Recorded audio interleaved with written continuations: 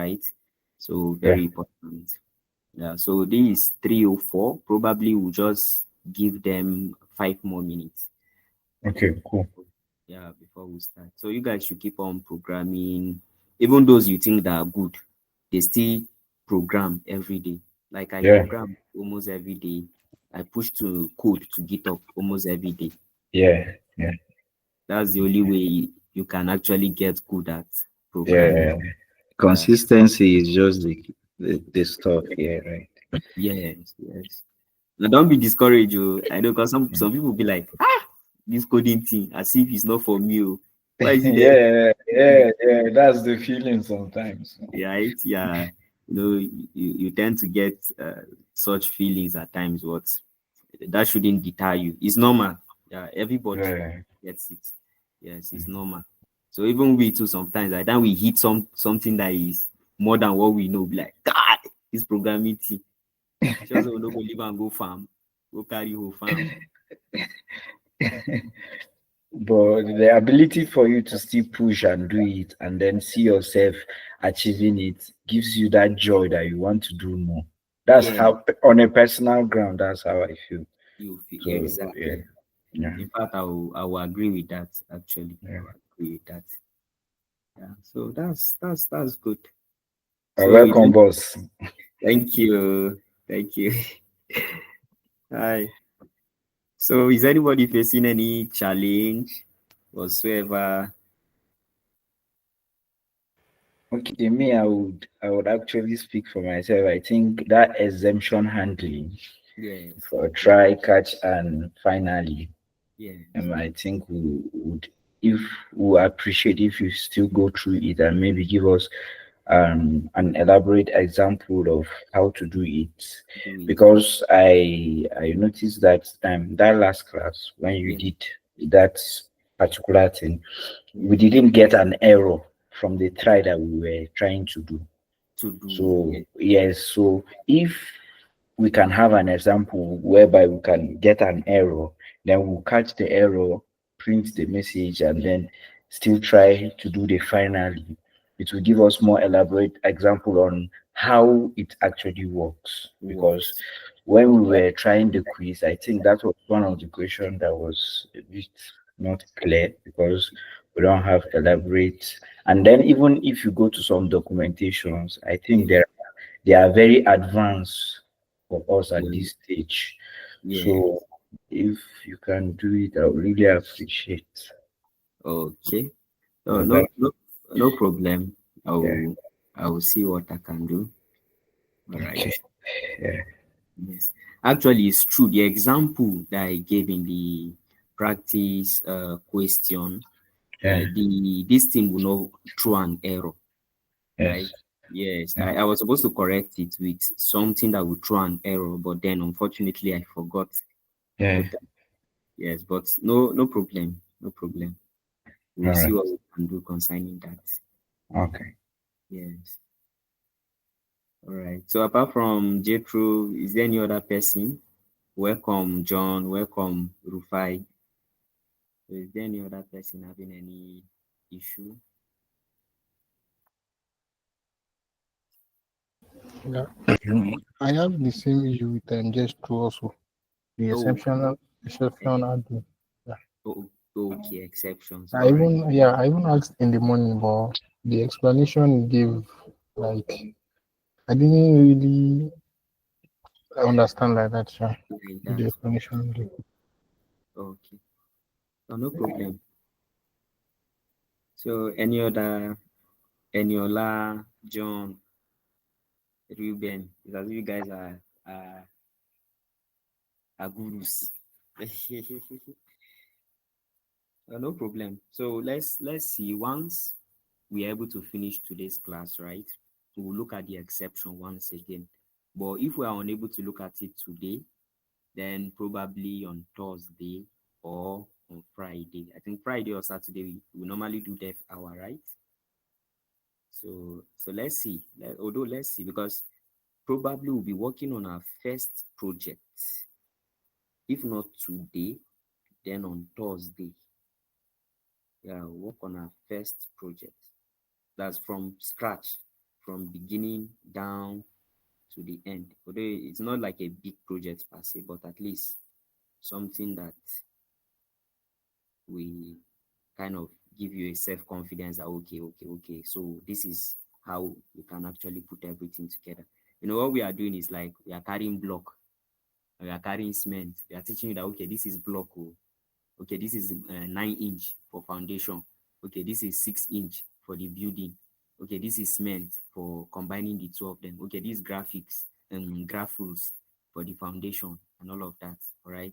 So it's when we work on project that will now see, okay, how can we combine these blocks? How can we combine this cement to actually have a building? All of that. So I hope we'll be able to build the project. Yeah.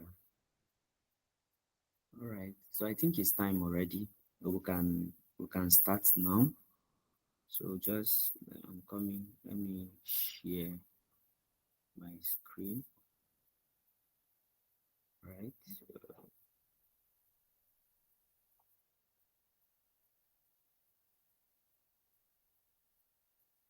So if you are seeing my screen, please let me know. All right. So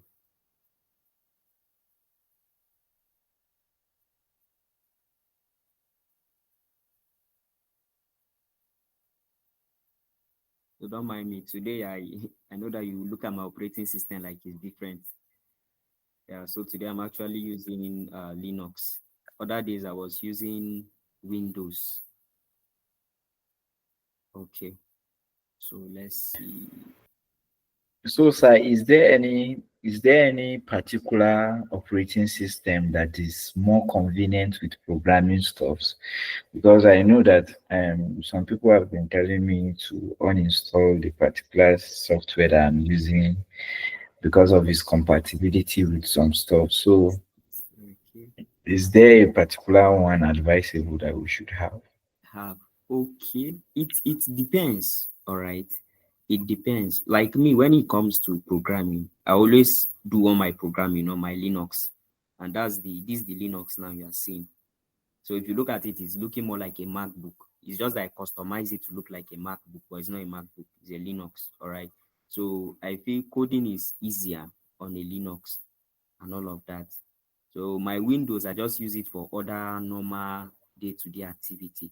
So, but once I want to program, I switch to my Linux because of the availability of terminal and all of that. Okay, for instance, now I want to create a a folder, right? It's just by this command now.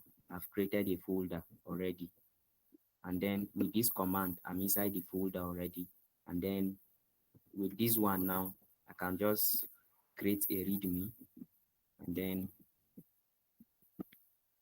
I've created a file, and then with this command, I've actually pushed to GitHub. All right, so that's the reason why I actually make use of. So with this command now, I'll open my VS Code inside of this folder. So that's why I make use of actually Linux, because of how easy it is to navigate and do a lot of things using the terminal. Yeah, but Windows is still okay. Yeah, Windows is not bad. It's not bad per se. So permit me, let me increase the size. So once, I don't know, I think the size okay?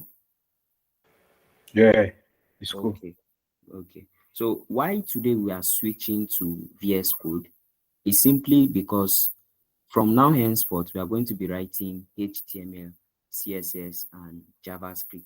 Although we might not write CSS today, yeah, but we'll definitely write HTML because today is all about linking the HTML and JavaScript. How can we actually use them together? So that's what today is all about. All right, so I'm going to go to my this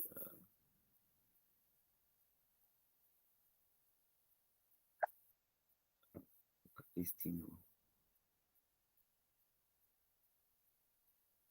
Oh, let me just use that of the PDF then. Ah, hey, that's serious. Okay, I'll just use that of the PDF. All right. So I believe is big enough, right? Now, today, just like I said, anytime you have any question at any point in time, you can just like do you can ask your question. You mustn't wait for us to like finish before you now ask. So today we'll be looking at DOM, right? And the full meaning of DOM is known as document object model. So under document model object, we'll be looking at the introduction and selecting elements. We'll be looking at modifying elements. We'll be looking at introduction to event handling, and also, of course, practice questions and answers. So now, what is DOM to begin with, right? So DOM, that's the full meaning, simply means document object model, right?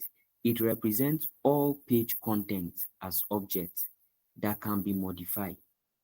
All right. Now, when you talk of DOM itself, DOM is like the entry point to your page.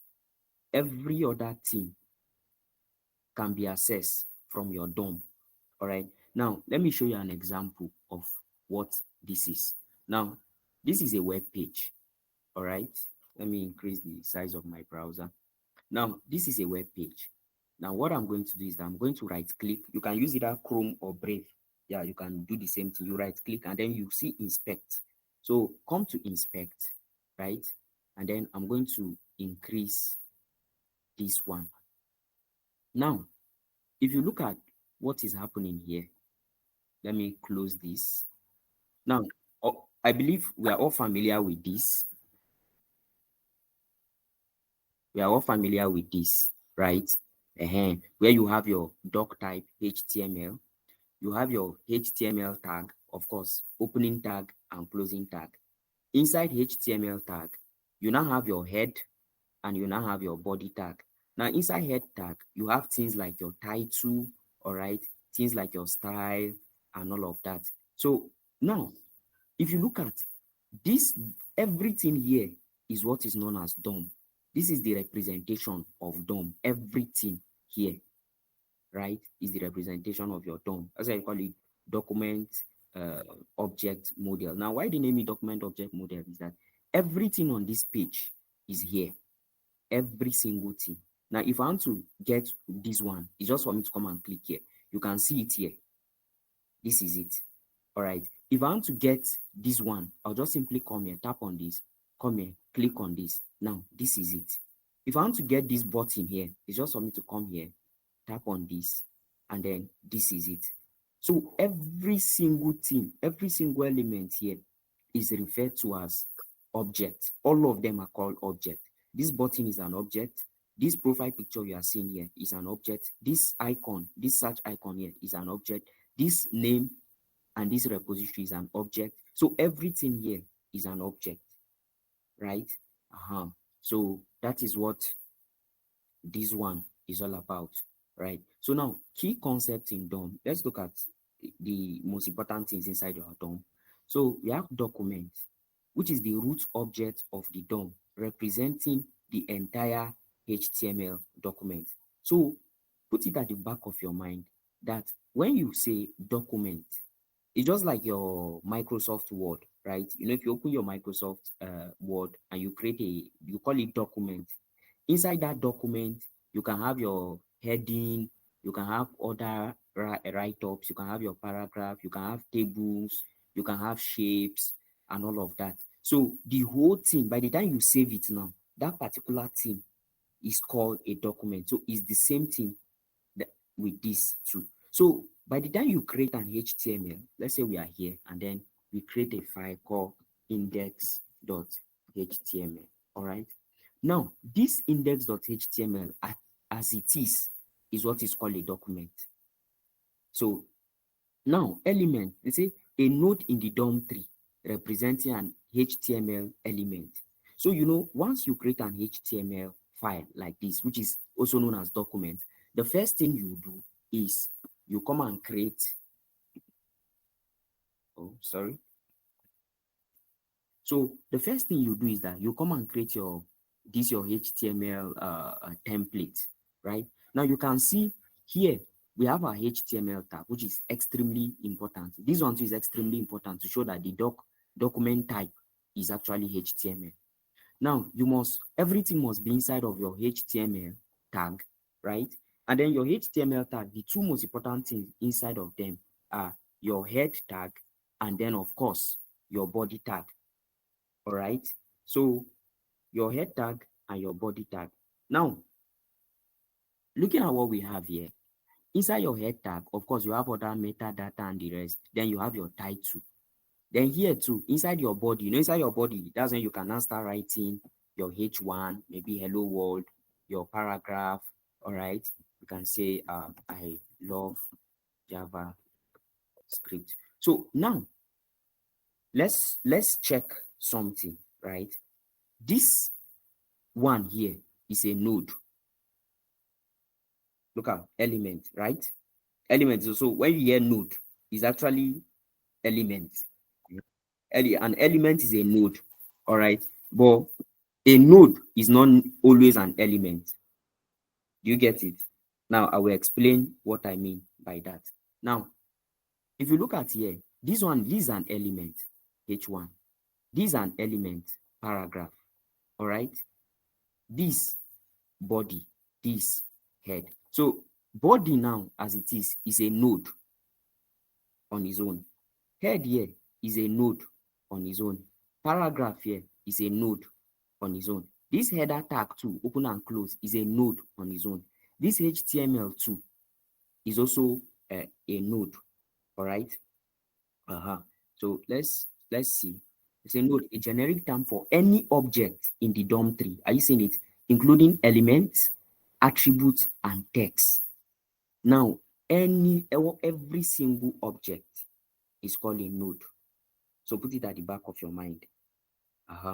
Then tree structure. We'll look at this tree structure we are talking about. So for this one, what I'm going to do is that I'm going to launch it on my browser. So if you have a VS Code, what I would advise you to do is go and download this extension called Live. Let me show you the extension. So this is the extension, Live Server. You see, by Ritweek Day. So try and get the extension, right? So I'm going to launch this particular file on my browser by just coming here. Once you download the extension, it will automatically appear here. So I'll just click here, go live for it to open on my browser. So now this is it on my browser. Hello world, I love JavaScript. So let's check, let's observe the DOM of this particular file. So I'll right click, I'll go to inspect. All right. Now you can see this is the whole of my document, HTML. This is my HTML tag. This is my head, right? My header, of course, you know my header title. You are seeing document. That's why here you are seeing document here, right? So this is a node. This head is a node. Inside head, we also have other node like what? Like your title. This is also a node. You understand? This style also is a node. So this style is the default style that Chrome or that this browser actually is giving to a web page on its own. Because if you check in our file, we did not define any style here. So then next, we also have our another node, which is what? Body. You can see inside body also have H1 and it also have paragraph. All right. So this everything you are seeing here is actually called your DOM. So let's go back to our document. So let's look at this tree structure. So tree structure is just like a graphical representation of DOM to show which one is under which and which one is above which. Because if you go back to our code, from here you find out that both paragraph and H1 are all under body. Both body and head tag are all under HTML, right? So if you come to this browser, where is it? Okay, sorry. So this one is the same thing here. You can find out that this is our HTML. This head now, right? This head and this body are inside our HTML. That's why if you observe, you find out that they are a little bit inside. Now, if you look at head, right? all these ones, your style, your title, all of them are under head. And if you come to the body tag, H1, paragraph, all are under body. So that is what they actually refer to as this tree structure. It's like a tree where you have the parent tree, then from there it keeps branching and all of that. So let's look at good. So let's look at visualizing and importance of the DOM. So now, if you are looking at what we have here, sorry, I never knew that this thing is actually okay. Anyone can even do away with this. Okay, let me put it here. So now, if you look at what we have here, this is like a graphical representation of what we just saw here, right? Now, you have your document node. I've explained it already, that our document as it is, this one you are seeing here, index.html is the document itself, all right? Now, by the time we look inside our document, first thing we will look at is our HTML tag, right? Which of course, if we go back to our code, you can see it here. This is our HTML. This lang ing, I believe you understand what this means. It simply means that you set the language to English. You can set it to Russia, you can set it to any other thing you want. But here, by default, it's set to English. All right. Now, inside of your HTML, you now have your body tag and your head and body tag. So you can see that's the same thing we also have here, right? That's the same thing we have here. Inside of this, our HTML, we have our head and we have our body. All right. You see, you can even close it. So closing it now, it means both head and body are all under our HTML.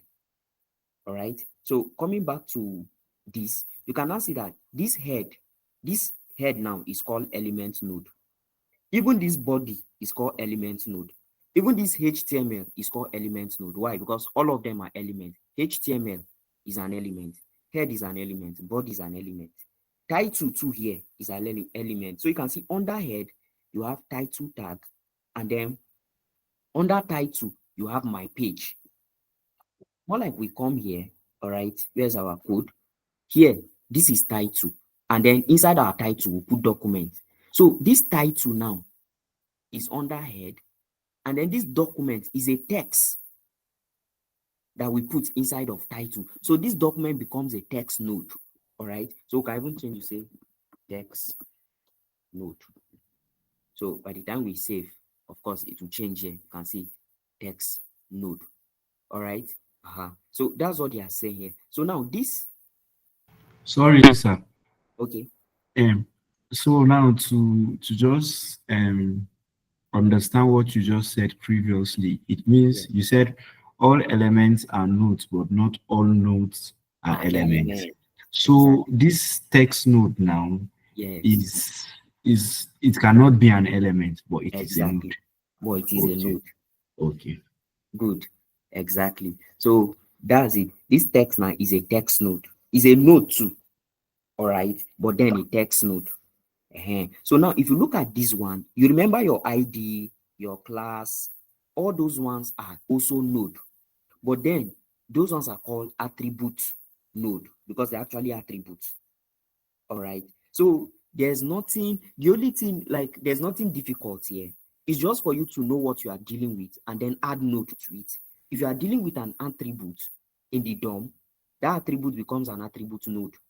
If you are dealing with a text, that text becomes a text node. For instance, now, if we come back to our code here, now this is an element node, H1. P here too is an element node. But then this hello world that's inside of our H1 is a text node. And this I love JavaScript text that's inside of our paragraph, a paragraph here is also a text node. So if paraventure will now decide to say, okay, for H1, we want to give it an ID, right? An ID called heading.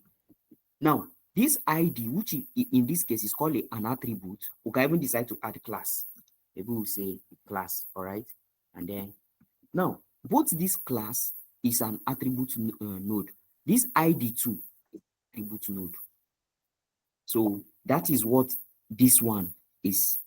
That's everything concerning this. For instance, this mobile OS now, which is a text for this H1, is automatically a text node. This is a text node. This is a text node. These ones are elements. That's list element. This one is, of course, unordered list. You know that you have ordered list, you have unordered list. This unordered list is an element. So this is an element node. This is an element node.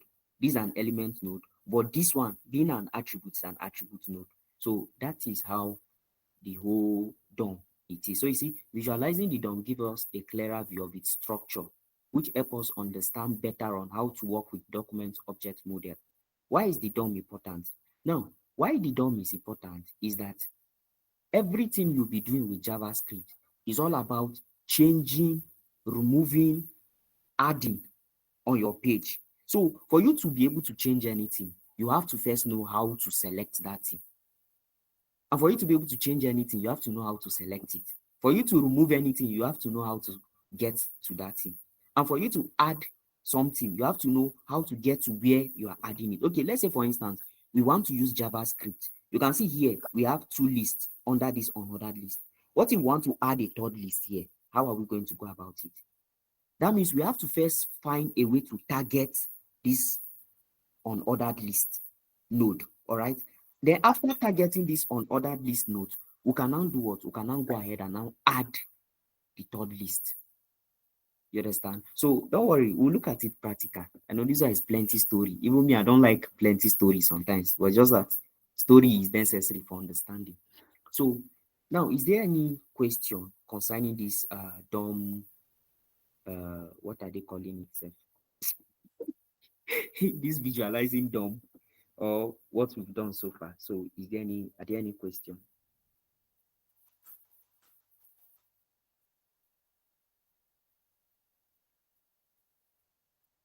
Obed, he said you can unmute your mic and go. Okay, I have a question. My question is, what is the difference between HTML and DOM? Can Okay. you explain it? Okay. Now, the difference between HTML and DOM, right? HTML is simply hypertext markup language. Everything we have written here is HTML, right?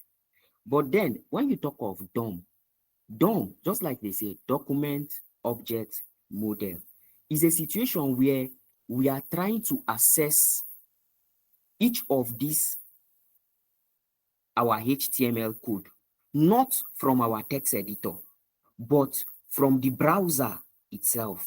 All right. You know, this is it on the browser. Let's say, because if, for instance, I build a website and then I want to do it in such a way, if somebody click a button, it's going to maybe show him something. Or if somebody click a text, it will change the text. You know, I can't always come to my HTML code to be doing that. There's no way for me to do that. You understand? The only way I can do that is to come to my HTML code and say, okay, this word, I want to change it to hello JavaScript, right? But then I want to do it in such a way, I don't need to always come back to my HTML code to make that changes. Okay, imagine these changes I've made. Look at it. Hello JavaScript. Now, imagine I want to be making these changes, but I don't want to always come back to my HTML code to be able to make that changes. I want to be making the changes dynamically. You understand? So that is where this DOM comes in. Now you can see this hello JavaScript. From here, I can change it. I can change it instead of JavaScript. I'll change it to hello world. Now, did it change or not? It changed. It changed. It changed. But did I touch my code? No. Good. So that is the difference between DOM and HTML. HTML is the file itself. DOM is me trying to access that HTML from my browser, as you can see here. So that is simply the difference. So is there any other question? Are there any other question? So, sir, it actually means that when you are building your HTML, you need to have a well-structured HTML for the document object model to be very, very precise when you are working with. That is what you mean. Okay. Exactly. Because anything you have here, everything and anything you have here is what will also be accessible here. Exactly. So are there any other question before we continue? Okay, go on, Ruben. From that your elements bar, Yes. can someone go and change it, like external person change it and it will take effect? Like Actually, the way you did that hello world. that hello world. Now, let's say this were let's say this small program I've built. Let's say I host it on a server. Even if somebody, it's just like I go to, okay, let me even show you guys something, right? Let's do some practical. So this is Google page. All right. Yeah. I want to change it from this Google. I don't like this Google. I want to use my name, right? So now I'll just come here. Okay, it's actually an image. Is an image. So let me look for what is actually a text here, and then we'll change it and see. Okay, anybody give me any website? Any website? Any website? Any website? Try and use Facebook. Sir? Try and use Facebook page. Okay, beautiful. Hey, that's true.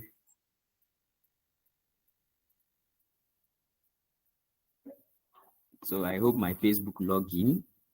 I'm not too active on Facebook. Beautiful, beautiful. Let me trace this Facebook. If it's a text, oh, unfortunately, it's also an image. Okay, no problem. Let's check if this one too is a text. Yes, it's a text. So you see, here it says Facebook helps you connect and share with the people in your life. Now, if I come here and say, no, I don't want this one, just say Facebook just keeps wasting,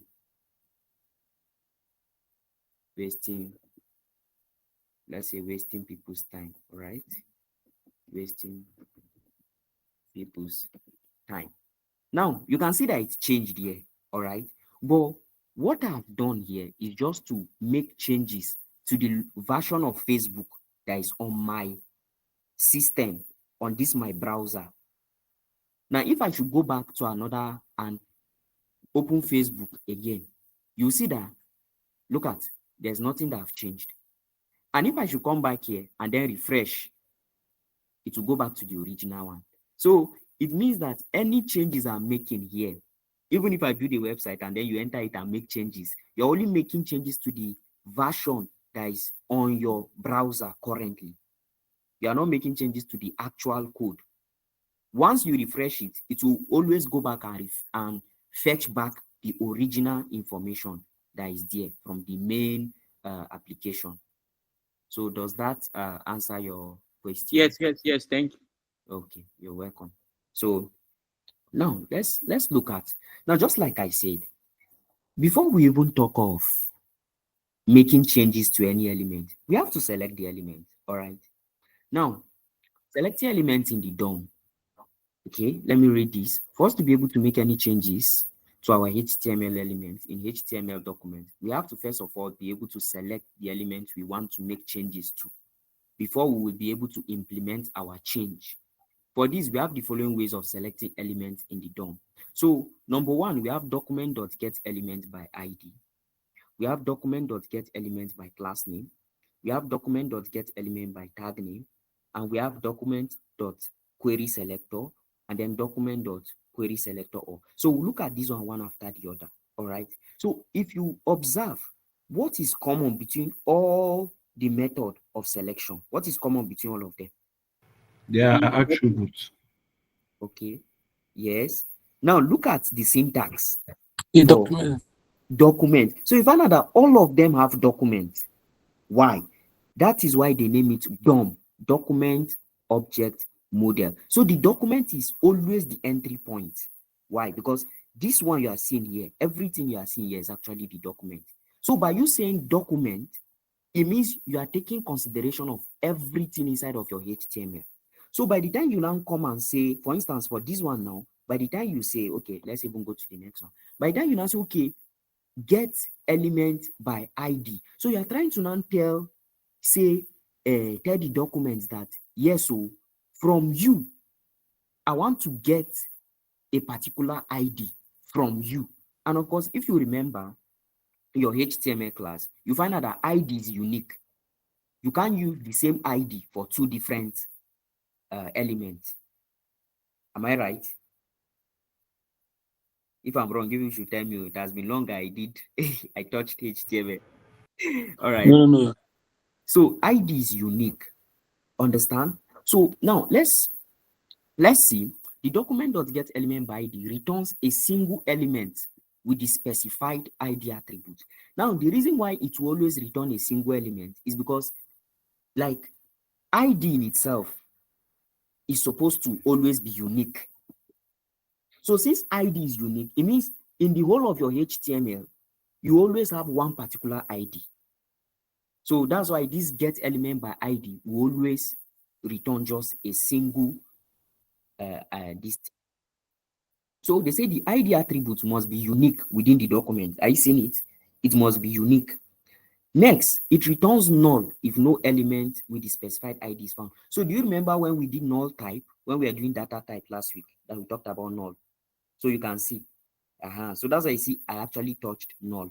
So you can see we are back to null. So that null now will simply tell you that there's no element with that particular ID. Do you get it? So now let's look at this particular example. All right, let's look at this particular example. Now go back to my browser. Where is it? I say browser to this one. Now, looking at what we have here, of course, we have an ID here already called heading. All right. So what I'm going to do here is to bring my script, because from what you see here, this is one way of actually, what are they calling it? Defining your JavaScript. But let me see. Let me show you another way. I'm going to create a file here, a new file. I'm going to name it app. You can name it app. You can name it index.js. You can name it app.js. So whatever name you want, right? But I'll name my own app.js. And then here now, I'm going to attach it at the bottom of my body. All right. So I'm going to link it. Is it link now or script actually? And then of course here I named mine app.js. So I'll rename it instead of script. What is supposed to be here is actually app.js. All right. If you name your own script, then here too should be script.js. But if you name it app, then here too should be app.js. So let's take note of that. All right. Now, the reason why, if you observe when you are doing CSS, all right, when you are doing CSS, you find out that you always put it here. You always put it here. All right. You always put it here inside of your header tag. All right, using the link tag. But now for JavaScript, you can also put it here, but then we'll look at what you need for you to be able to put it here. We'll look at the attribute you need to add. The reason being that your JavaScript is supposed to work on your HTML page. All right, so putting it here, what will happen is that your JavaScript might actually run before your page finish load, because what is loading in your page is actually this body part of your code. And then you are now already linking your JavaScript in the head part. So by linking it in the head part, the JavaScript must have run before your body tag will even run. And what you like, where you need to use this your JavaScript is actually on what is in the body itself, because it's everything in the body that is visible in on your browser here. All right. So always of that. That's why we always put it under, so that we'll make sure everything that's supposed to appear on our page has loaded already by our browser before the JavaScript will now come on top of it. So, but just like I said, you can also use it here, but then with the help of an attribute, we also see that. So now, looking at what we have here, we have an ID called heading. All right. And then we say we want to get the element with this particular ID. So what do? Now already with this, we have linked this our JavaScript file with our HTML file already. So now we can now say, okay, const element, all right? So do you see all what we have been doing? Do you see all what we have been doing last week? Yeah. We use const. Why? Because we don't want to change anything, all right? And then we are giving it a variable element because we want to fetch an element. You understand? In fact, let me make the name more descriptive. Element by ID equal to. Now remember, how do we go about using this? We said document dot what? Get element by what? By ID. So now we have document dot get element by ID. Now, what is our ID? If we come back to our index.html, the ID is what? Is heading. So we'll come back here and then by ID, of course, what is the ID? Heading. And then, of course, you put your semicolon. Now, let's confirm if this thing, because look at what he says here. What did he say here? He said, returns null if no element with the specified ID is found. So it means if it's able to find the element with that ID, what is going to return to us is that particular element. So now what I want to do here, or what I want us to do here, is to now console.log this particular element that we are now getting by this ID, so that we'll be sure. All right. So now I believe everybody knows what is happening here.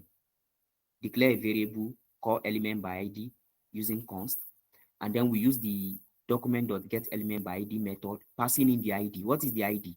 The ID is heading. Look at it here. Heading.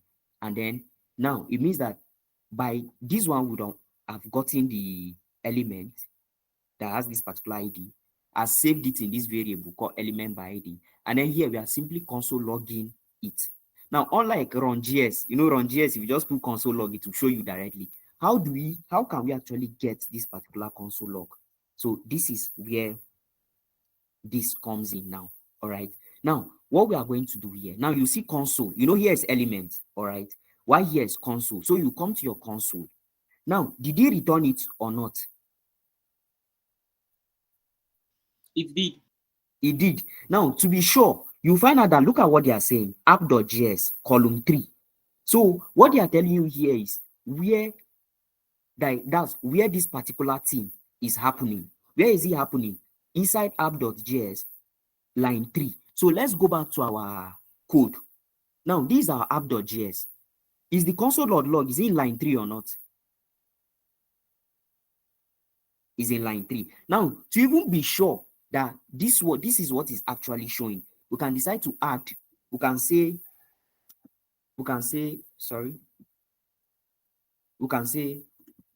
this is my element. All right. And then we save it. So let's go back to our browser. Now, what did you see? This is my element. And then you can see it's now returning back the element with that ID of what? Heading. Now, what if we now come back to our code? We now say this one, we now add an ID to this paragraph. Let's say we call the ID my love. All right. I know that when I say my love now, some people, it's not code that their head is going to now. Please come back. It's code we are talking about here. So now we have my love. Then now what we want to do is to get this particular element with this ID. So it means what we are going to have here, we can now say, okay, const element, let's just use lm, all right, equal to document dot get element by ID. And then the ID is what? My love. So what I want us to do is to display the element. So console.log, and then what are we going to have? We'll have, why is this thing blocking? VS Code. That's my problem, VS Code. So lm, all right. So now so you know what we are doing here? We're actually grabbing this thing, having this ID, my love, and then we are printing it out. So let's check on our browser. Now, what do you see? Are you seeing it? my love, from app.js line 7. So if you go back to your code, you'll find out that that's where it's coming from. This is it. App.js, but line of what? 7. So any question?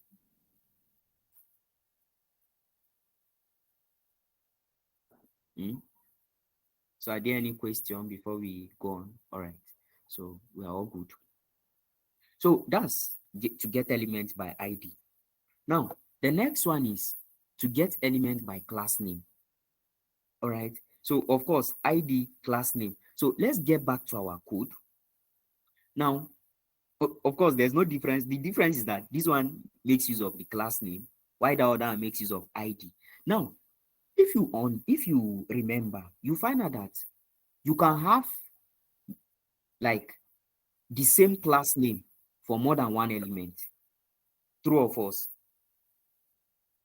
True. True. All right. So now that is why what this element by class name is going to return to you. If you have more than one class, same class name, it will return all of those attributes with that class name to you. And that's why if you observe, look at the difference between this. You can see this one, the element is singular, element. But if you look at that of class name, the element is plural, elements. Why? Because there's a possibility that you have an element that is having more than one element having that same class name. So let's look at an example of that. All right, so we'll go back to our HTML and then we'll say, okay, hello JavaScript, I love JavaScript. Here we can now decide to add maybe an unordered list. All right, and then inside our unordered list, we'll add a list. So we can say here item 1, and then okay, item. So we can name this one item 1, item 2, item 3, and then we can give this one class of class. We can name it item. Of course, all of them are items. Item, and then finally item. Now, what do we need to do? We want to select all of this, all the this thing elements having what? Having the class item. How do we go about it? Good. Now we can come here and say, I will comment out this code and say const all elements, all right, equal to, now document, what is this thing? They say document dot get element, remember plural, by class name. Now what is the name of the class? From here we gave it the class item. All right, so we'll come here and then we'll use item, isn't it? Item. Now what do we do? Let's now console log to be sure that our code is actually working. So here we use this method to get all the elements having this class, and then we store everything inside here. Of course, it's going to be a collection. Now, when they say a collection in programming language, it means you are having more than one thing put together as one. You understand? That's what is known as a collection.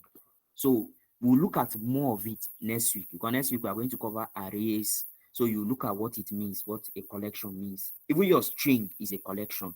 It's a collection of characters. All right. So, but we'll look more. So don't bother yourself about collection this week.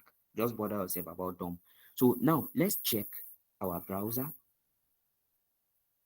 Now, what do you see here? You can see it's returning all the collection for you, right? And then it's returning what? You can see item. Sorry, let me go back to the console. You can see item, item, and item. Are you getting it? So how many these things do we have here in our code? How many do we have? We actually have 3 items. Items 1, item 2, and item 3. So that is what is being returned by this code here. So if you check, all right, now you can see this is it. Item, item, item. Now if you open it, this arrow, I think that's when you see the value. So you can see it has so many things. Yeah, it has so many things. We'll still look at some of these things, all right? Yeah, we'll still look at some of them. So I'm trying to check the value. You can see the value. item 1, item 1. For the next one, if we check, let's check for the value.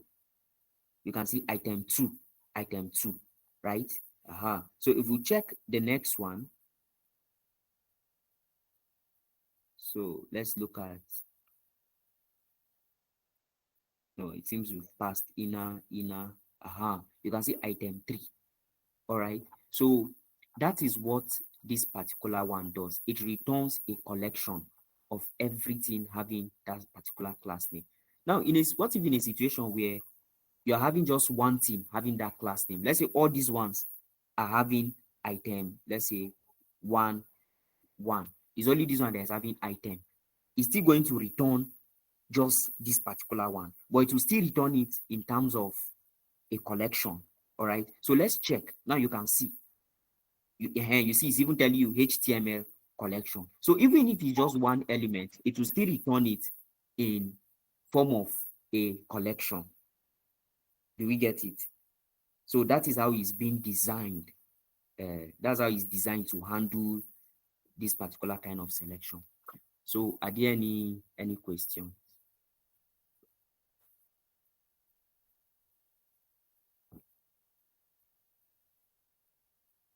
Okay, Rufai, please go on.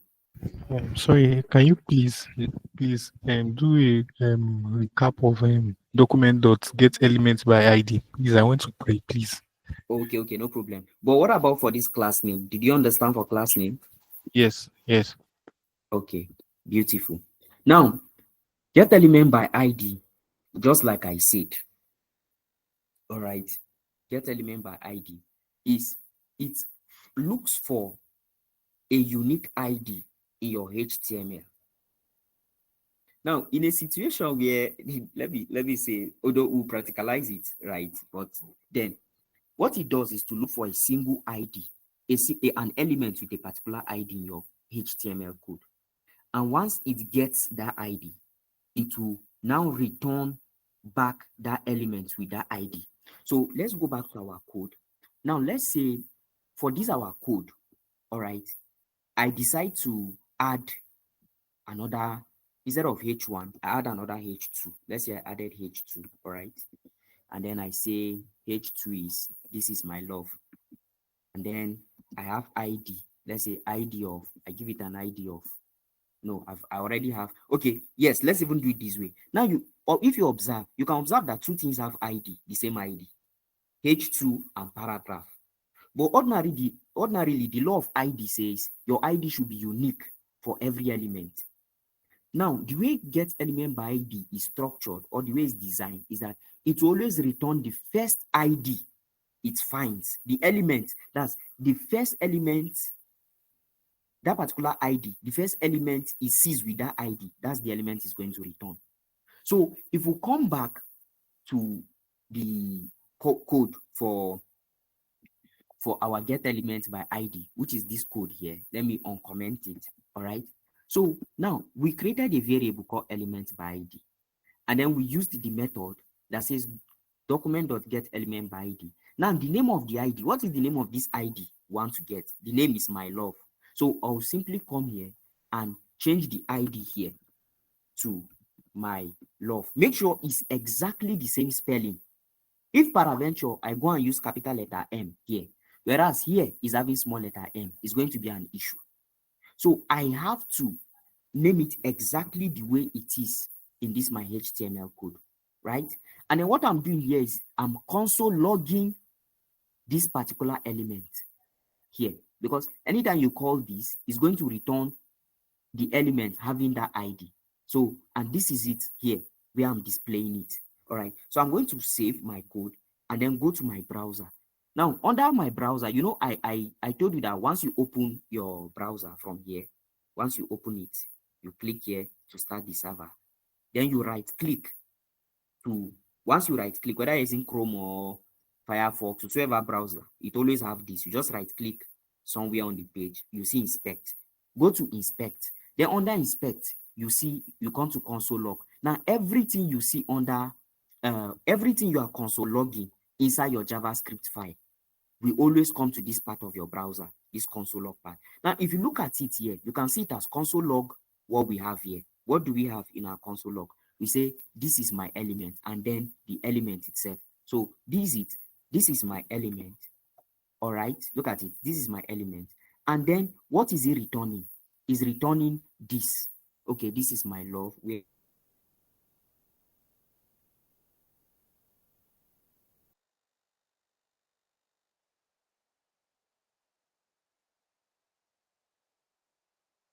So ID have to be unique. It has to be for just that element, because that's how ID is supposed to work in your HTML. So it will only return the first element it sees with that ID. You can see both of them have the same ID. My love, both H2 and P. But it's only returning H2. Why? Because H2 is the first one with that particular ID. So you can see it here. That's the only thing is returning. Now, if I mistakenly change the ID of this one from my love, let's say to my love 1. Now, this my code will come and check for ID of my love. Now, coming here,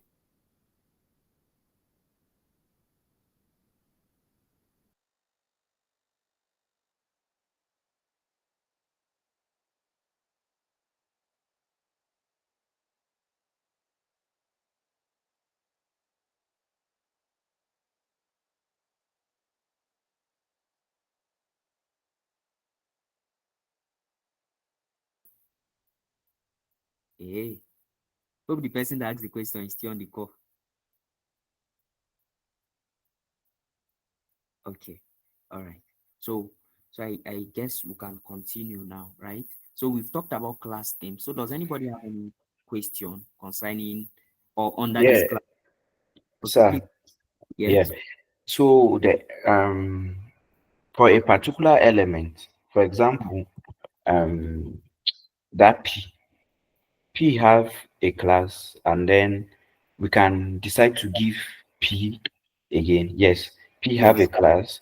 We Okay. can give it a class and an ID at the same time, right? Yes. So Yes. now, if for instance in a page you target the ID and then target the class on Yeah. different occasions, can Yes. you target them both and then do your manipulations? Because from the explanation, it means JavaScript can actually alter the initial structure of a HTML element, if I'm Yes. getting it right. So Yes. can you tag an ID and a class name and then give them whatsoever functionality you want to do, or will it conflict if you do that?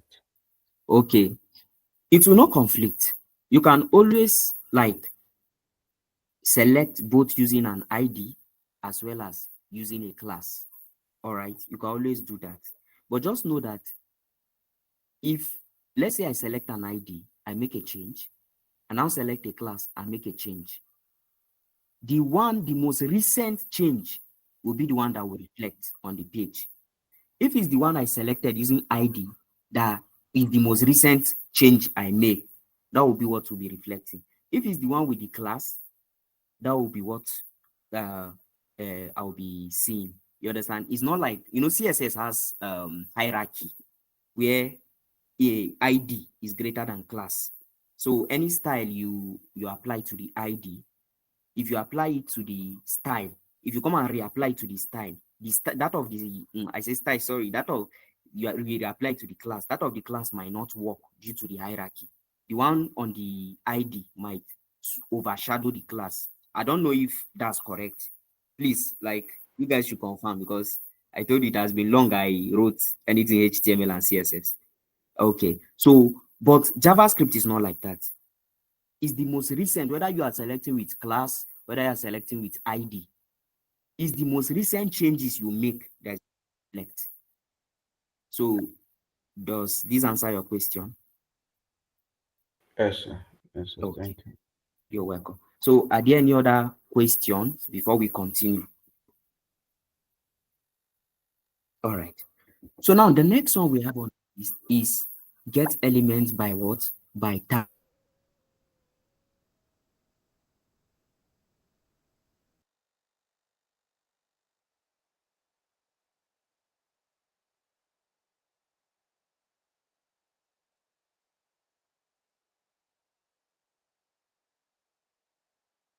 we have a tag of what? List, and we have 3 of it. For P, which is paragraph, of course, we only have 1 tag here in the whole of our code. We only have 1 paragraph tag. We only have 1 header H1 tag, and we only have 1 H2 tag. We only have 1 UL tag, but we have multiple list tag, that's LI tag. So by the time I now come and say I want to select element by tag name, hey, look at me, by tag name, what is simply going to happen is that I'm going to select all the tags that is L1. It does not matter where the tag is coming from. So far the tag is inside of my document, it will select everything. Okay, let's say for instance, I have an ordered list, right? Let's say I now have ordered list. I now have ordered list, and then I now have list items, right? Let's say 3 of them too. Let's say, let me just, okay, no need for a class, right? So let me just give this one O item, and that's ordered item 1, O item 2, and then O item 3. So let's look at this one as it is. Sorry. Hope this one works. Yeah. So let's look at this one. Now, if we say we want to select element by tag name, right? And then the tag we are using is li. It's going to select all of this one, including all of this one, because all of them are tags called L1. So if we come here, permit me to comment out this my code. So I'm going to say const all tag. Okay, all, let's say all li tag. All right. So of course, document dot get element by what? Tag name. And then of course, just like I say, want to select the list tag. So now let's console.log so that we'll be sure that our code is actually working. So let's console.log. This is our variable. So let's go back to our code. Now, what did you see? You are saying that it's now this length will show you the number of items that it's actually selected, right? That's actually got from your document. So you can see 6. So what does that mean? Or what does that tells you? It tells you that it selected everything here under unordered list. It now came down to ordered list and selected everything, making it a total of 6. 1, 2, 3, 4, 5, 6. So that is the use of this get element by tag name. So it will go and get all of that tag, the elements with that tag in the whole of your document. That's what it's going to return for you. So is there or are there any question?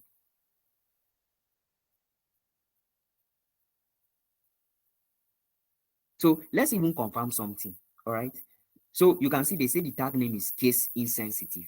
So it means if peradventure for this my selection, I decide to come and use, here is small letter. If I decide to use capital letter LI, it will still work because what? Case sensitive. You understand? So take note of that. Now let's even confirm something. Do you remember in getElementById where they say if the ID does not exist, it's going to return null, right? Now for this document, actually the ID, my love, exists. So that's why it will always return this for us. Now let's remove that ID.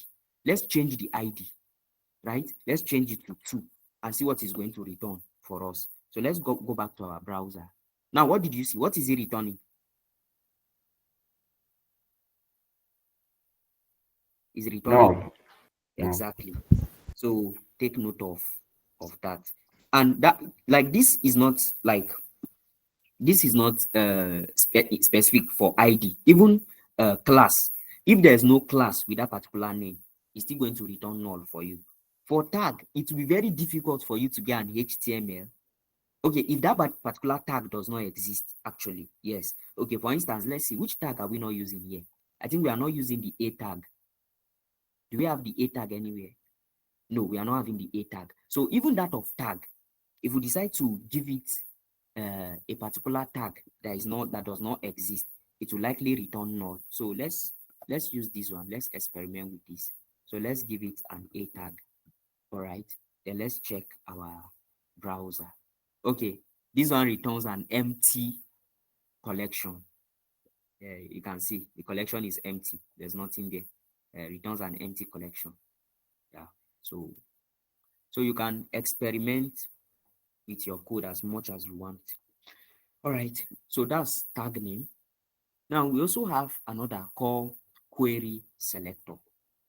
Right? So it says document.querySelector returns a single element that matches the specified selector.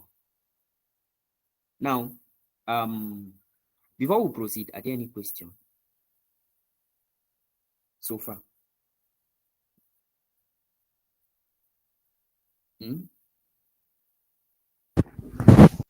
One is raising his hands. Okay. Please go on. Yeah, Like you can always unmute your Mr. mic Gideon, and I don't ask, know. you understand? Sometimes Your mic is not so clear because of the recording on YouTube. So I don't know if you're using a earpiece or an external mic. It's not too clear. It's not too clear. There's a But I'm noise. getting you. I'm getting Okay, you. sorry. Is it clear now? Yeah, much better. Thank you. How did you would have told me since? Sorry.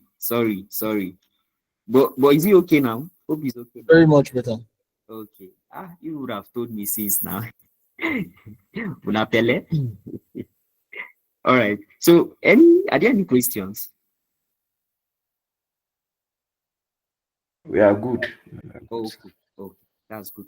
Now, somebody might ask that, okay, what is the difference between selector and ID? Because we've looked at ID, we've looked at class name, we've looked at tag, all right?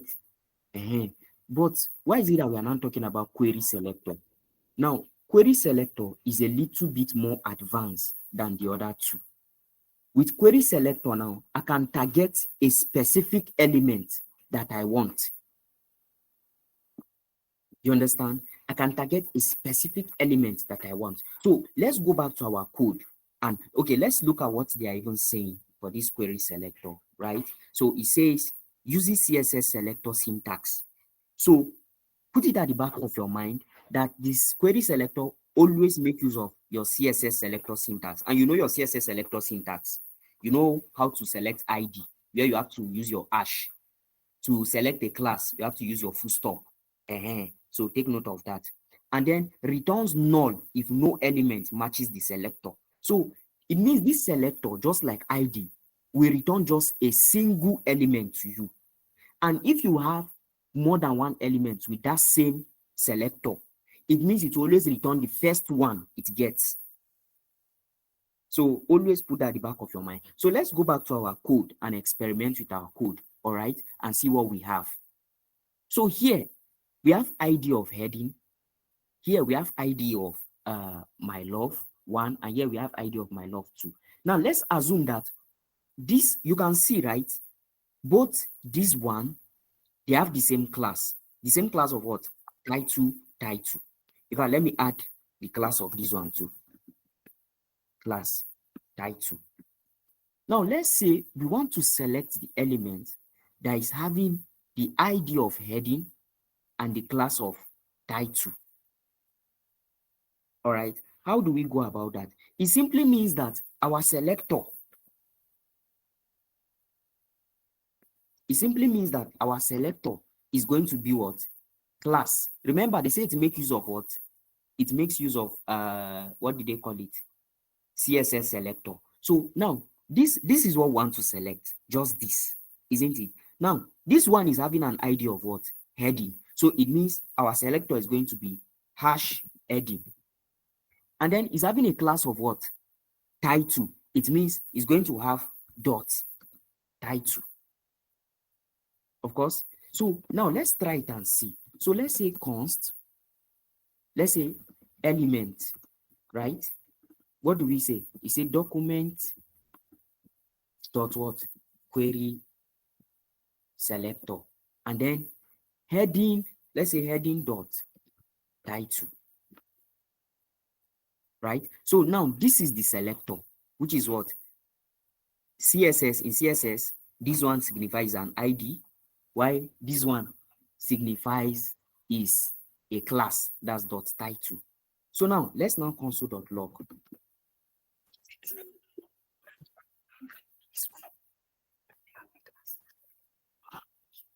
All right. So now let's console.log what we have. So I just hope we have enough time. Because I really want you guys to understand DOM manipulation. All right. So now let's check what is happening. Now, what is happening here? What we are doing is that we are selecting any element that is having an ID of heading and a class of title. So if you come here, you can find out that the element having an ID of heading and class of title is actually this our H1 element. So it means what we are expecting to be returned here to be console.log is that H1. So let's go back to our browser, right? Now, what do we have here? You can see what we have here is our H1, isn't it? So, okay, what if in a situation where we want to select this one, the one that the heading is my love one, what do? It means we just come here and change the ID to what? My love one, and then save. So what do we have here? You can see it. Now, why is query selector very important? Query selector is very, very important because, for instance, let's go back to our code. You can see all these ones are having the same class. Okay, let's all give them the same class. Item, item, item. All right. But then I want to select a particular item.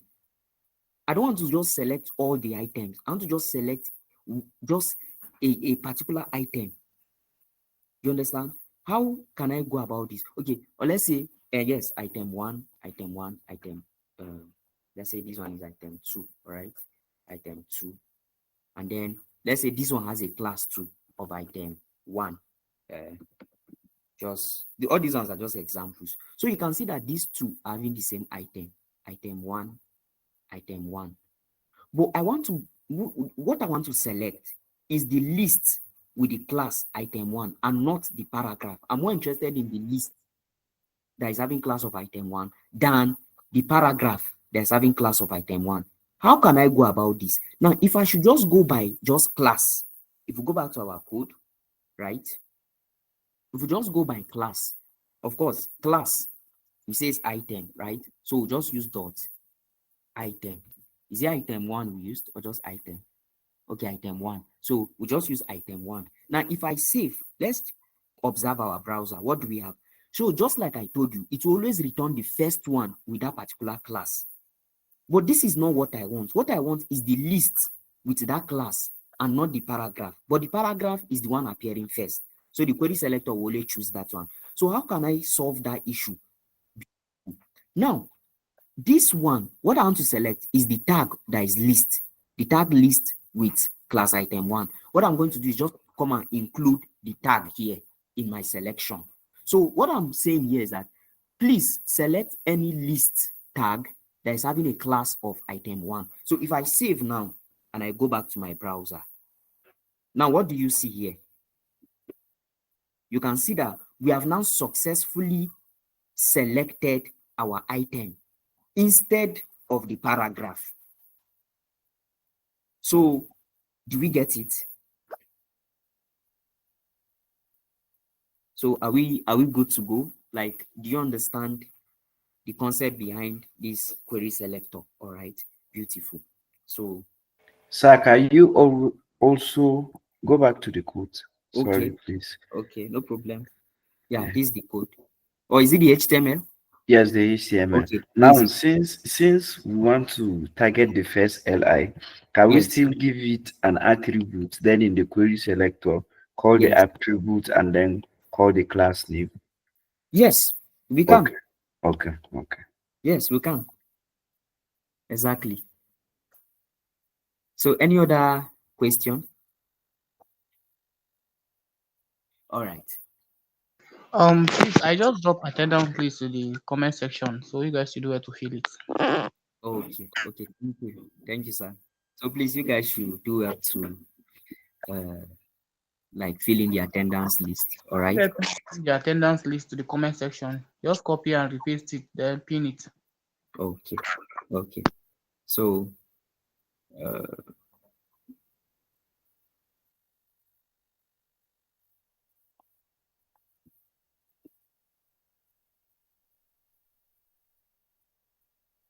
all right.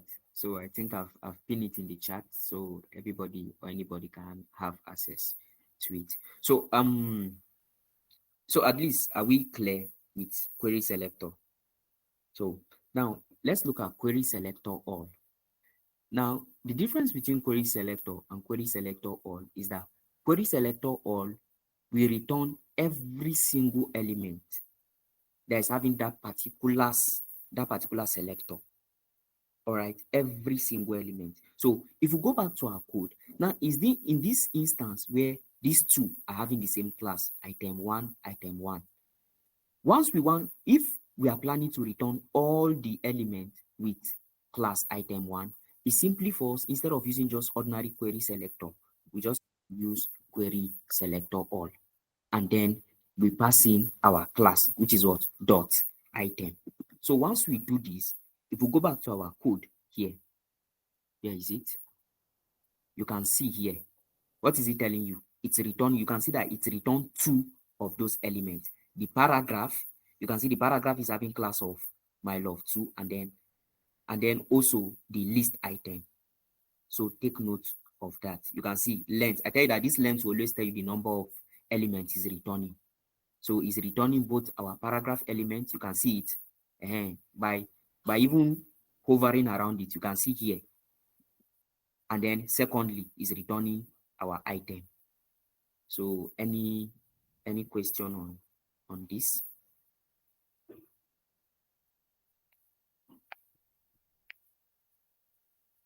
Okay. So any question before we move forward? Because we will soon enter where we'll start using the, what are they calling it? You know, we have looked at how to select, but we have not looked at how to change what we have selected. So the next thing we'll go into now is how to actually make changes to what we have selected. So any question on how to select before we move further?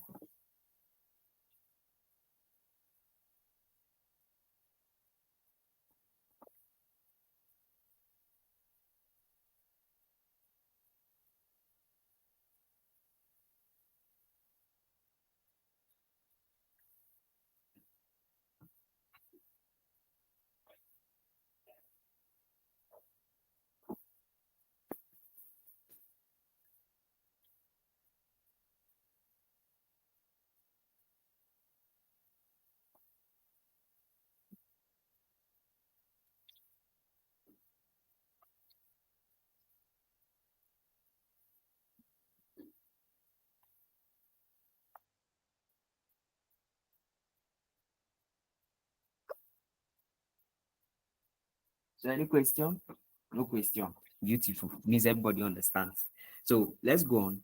Now, modifying element properties. All right. Now, just like I said, if, for instance, now you are going for a sport and they select you, maybe they are selecting people that can play that particular sport and they select you. It's not enough to select you. Selecting you is not enough, right? It means after selection, something must follow. So it's the same thing too. Now we have looked at how to select our element, right? The 4 different ways or 5 different ways, as the case might be. But then what's now the importance of that if after selection, we can't use it for anything? There's no importance. So that's where modifying element properties come into play. All right. Now, it is not enough to select elements. In fact, the reason why elements are selected is so that their content, styles, or attributes can be changed dynamically. The following are used to modify the properties of elements. All right. Hope I'm still audible. Okay. So, Linux, it is Wala. I don't know why it's going to be adjusting volume for me. Like as if me that put the volume, I don't know what I'm doing. All right. So now, these are the major properties that can be modified. But these are not the only properties that can be modified. Mind you, that's why I said major. You understand? Now we have inner HTML. If you could remember when we did selection by class name, all right, you find out that there's a place I always go and check which says inner HTML. So we have text content, we have style property. Now this style property, that's the one that has to do with CSS, any form of CSS, color, background color, text color, margin, name it. So far as CSS is under this style property. So you can always change your style property. Yeah. Then next is your set attribute and your get attribute. Now, in a situation where your elements, like let's say initially, okay, now in this our code. Now, if you look at all these lists we have here, they only have an attribute of class. They don't have an attribute of ID. Now, with this set attribute feature, you can actually add an attribute of ID to each of those lists. So that is what this set attribute is used for. And then get attribute is actually used to get all the attributes of your element. So that is, now let's look at them one after the other. Now, inner HTML, it said the inner HTML gets or sets the HTML content of an element. The syntax is element dot inner HTML. Now, let me show you something. Let's go back to our code. Please, if there's anywhere that you are not clear, always ask questions. You know, I've already said that. So let's go back to our code and then permit me, let me say const lm document dot get element by id heading. So let me use this one. Now this is the ID, like heading, all right? So now let's console.log the element. I just want to show you something, and then let's check on our browser. Now you can see this, all right? You can see this here, but this one does, like, this one is not giving me what I want. So I'll go back, and then instead of getting it by ID, I'm going to get it. Let me just use querySelector, all right? Let me just use querySelector. I think querySelector will give me exactly what I want. And since this one is an ID, I'll use this one, £sign, to show that it's an ID. So let's confirm. I think, okay, even querySelector is not giving me what I want. Oh, that's serious. Okay, if that's the case, let me use class name. There's something I'm looking for. There's something I want to show you so that you know where all these things, where they are coming from. So let me just use get element by class name, all right? And then, okay, let me give this, okay, it has a title of, let me change this one to 1. I just want this one in particular, so it has title. So I'll just give it title.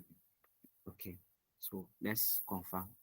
Now look at what is happening. All these ones, like this one is not even really important. Now I want you to check something here. I want us to check starting from here. Are you seeing it? Starting from here. Now observe. Are you seeing inner HTML? You know, see inner HTML. You see text content. Now let's go back to our code or our browser. Now if you scroll down, of course it's alphabetical, so you have to be following it. This a what we are looking for is inner. That's starting from I. So let's keep on going. Now this is I, right? Now, did you see inner HTML? And did you see inner text? So do you remember last week? We did something last week where I created an object. All right. If you could remember, where I created an object, I said we have something like const student, and then that particular student, we say he have a name. Let's just say Javascript, and then it has age. Javascript is more than I don't know, right? Now where I now say for you to be able to access the name here, it's going to be, let's even console.log it so that we can see it in our console log. I say it's going to be the name of the object, which is what? Student. Dot. Now, the attributes of the object here, name. All right. Now, if we do this, we'll go back to our browser. What do you see? You can see the name printed here, JavaScript. If we want to do that of the age, we'll do the same thing. Console.log, right? Student.age. So student first, which is the name of the object, and then the attribute of the object, age. It will give us the age. So let's check. Now you can see it's returning the age for us, which is what? 25. So the same thing is happening here too. Now what we just selected here is our object. Remember I told you everything inside your document is an object. That's why the name is DOM, document object model. So for this particular object we selected, which is our H1, these are all the things you can access from H1. And how can you access it? By using dot, the name of that thing.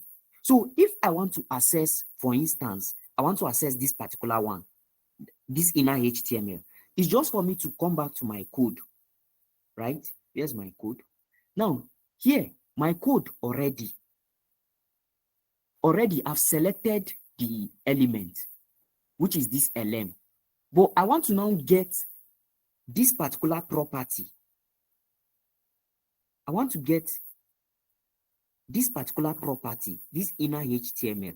I want to get this inner HTML, this property of this particular this thing, element. How can I go about it? Of course, it's going to be the element dot the name of the attribute I'm getting, which is what? Inner HTML. So check the spelling. Look how the spelling is. Exactly inner or small letter, HTML or capital letter. So I'll come back to my code.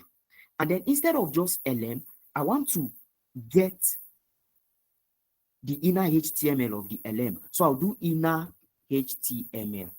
So let's check what we are going to have. Now, what do we have here? It's telling us undefined. It's not supposed to be undefined. It's not supposed to be. Okay, wait. Let's see. Let's go back. Okay, we have this, right? Okay. We'll still come back to this, but should I do anything now? Should I talk about it? Should I? Okay, no problem. So so let's check. Now, okay, element.textContent. No, this for text content. We are looking at inner HTML. So I don't know why it's not working here. All right. So let me see. Let me put it, save it in another variable. So text will be equal to ln dot inner HTML. All right. And then console.log text. It's supposed to show. So I'm just surprised it's not showing. It's not showing here. Something is wrong somewhere. Okay. What am I using? Ah, that is why. Sorry. I'm supposed to use a query selector. All right. So sorry, I'm supposed to use a query selector. So let me just do lm1 equal to document dot query selector. And then the class. Sorry, I'm supposed to use query selector. So what I'm going to do here is here now to get it from that of the query selector and not from this one. This one, why I decide to do this is to show you all the properties under it. All right, all the properties that is available for this particular element, for this our element. So, but I'm going to actually use this one to access it. It seems we can access it with this. Yeah. So now I'm going to do this. Okay, lm1. So here I'm accessing it from lm1, right? And then let's confirm it and see what we have. So what do you see here? You can see hello JavaScript. Now let's check what can we access again. All these ones, if we decide to access it, it will return null because you can see all the values here are null. Now let's say I want to return this particular one. What is the value of this? What is the name? Is what? Base URI. So I'll come to my code instead of this inner HTML, right, I'm going to base URI. All right. Now let's confirm and see. Now, are you seeing it? Did you see that we return the base URI? Now let's check the collection again. Is there any other thing we can return? You can see content editable. All right. So we can come here and then we'll access the content editable. So let's, you see, inherit. Of course, if you look at it very well, let's check content editable. You can see it's inherit. So that's why that one is giving us inherit. If what we want to access, we have accessed this already. So let's see, is there anything we want to access again? Okay, let's say we want to access, let me go down, see if we have more. Okay, so let's say we want to access this particular one, this offset width. So you can see offset width is what? 198. So I'll come to my code here and select offset width. All right, and then let's check. We say it's 198, right? Now what do you see here? 198. So that is where all these inner HTML, text content, style property, and all of that. Now the reason why this one does not have now if you check, you find out that we don't really have, I don't think I see style here. I don't think I see style here. So okay, good. Now you can see style. You can see on that style, you are seeing CSS-style declaration. And all these ones, I believe you are familiar with some of these ones. Like, look at your background color, background image, your border. I believe you are a border color. There should even be border and border. So you can see all your CSS styles. You can see it here. So you can see your text content. You can see where your text content is, which is what? Hello, JavaScript. You understand? So I don't know, like, are you guys understanding this thing? Hope you under this scatter person. Because So, sir, this modifying element properties, yes, if I can get you right, those are what will give us access yes, to either change the state of an element. beautiful, Okay. beautiful. Okay. So that, because why I decide to show you guys all these things, so that it will not do like it's magic when we are doing it. It's so we just call text content, bam, the thing will change. Text content is already part of the property of your element. You can see all the properties, you can see them. There are plenty. So your own is just to look for the one you want or the one you are trying to change, and then you go ahead with it and make your changes. All right. So you can see text content already here, while you can see inner HTML and also inner text. All right. So now for this one, what are we selecting here? Of course, we are selecting this. And what does the HTML of this says? It says hello JavaScript. All right. Now, if I want to change this hello JavaScript, all right, how can I go about it? I can use my inner text. I can use my inner HTML. I can use my text content. But one advantage of inner HTML is that I can decide to attach a paragraph to it. Okay, for instance, now I have this hello JavaScript. I want to attach a paragraph inside of my H1. How can I go about it? I can only do that using inner HTML. I can't use text content for that. All right. So I'll come here. Here, I've selected it already. All right. This is where I want to make my changes. So I will now say, I will store it here inside of my text. All right. So I'll say, instead of storing it inside of my text, I'll just remove this. I'll say ln dot. Now, what is this thing? What are we changing? Inner HTML. Now, equal to, what do I want to change it to? I want to change it to probably I love Rust, right? And also I want to add a paragraph that says, of course, it has to be open and close paragraph tag, but Rust, they show, okay, sorry, they show me shaggy. All right. Of course, I need to close it. So now let's go back to our code and see what we have. Now, what do you see here? I love Rust. So initially, this is not what is there. Okay, what is in our code? What is in our HTML code? Hello, JavaScript. But here, we have now changed it to what? From our JavaScript, we have changed it to I love Rust. And not just that, we have also added a paragraph. That's why you see immediately here, it showed I love Rust. You can see that it's breaking into the paragraph, which is what? But Rust, they show me shaggy. I don't know, does anybody understand me? Now, the reason why I'm able to, good. Now, the reason why I'm able to add a paragraph to my H1 is because what I'm changing is not just the text, but the inner HTML itself. Do you get it? So if peradventure I come back to this my code and what I'm changing is the text content,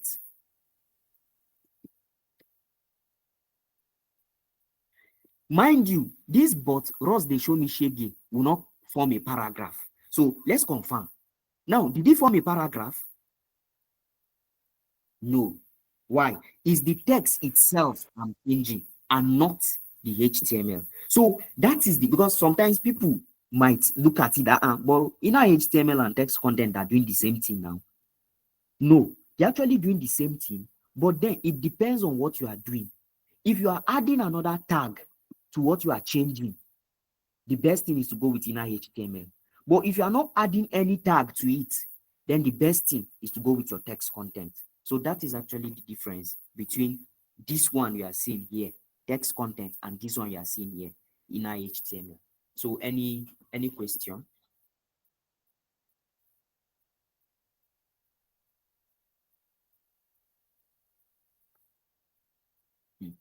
Ele gidi gan. Who is hearing Yoruba here? Yoruba ele gidi gan. You still there? You want to sit down where? The thing want to sit down. They Okay. try. Okay, the thing just they shake. They shake. They shake, boy. Go sit down. You go see. Definitely. You have to. You no get choice. So any question?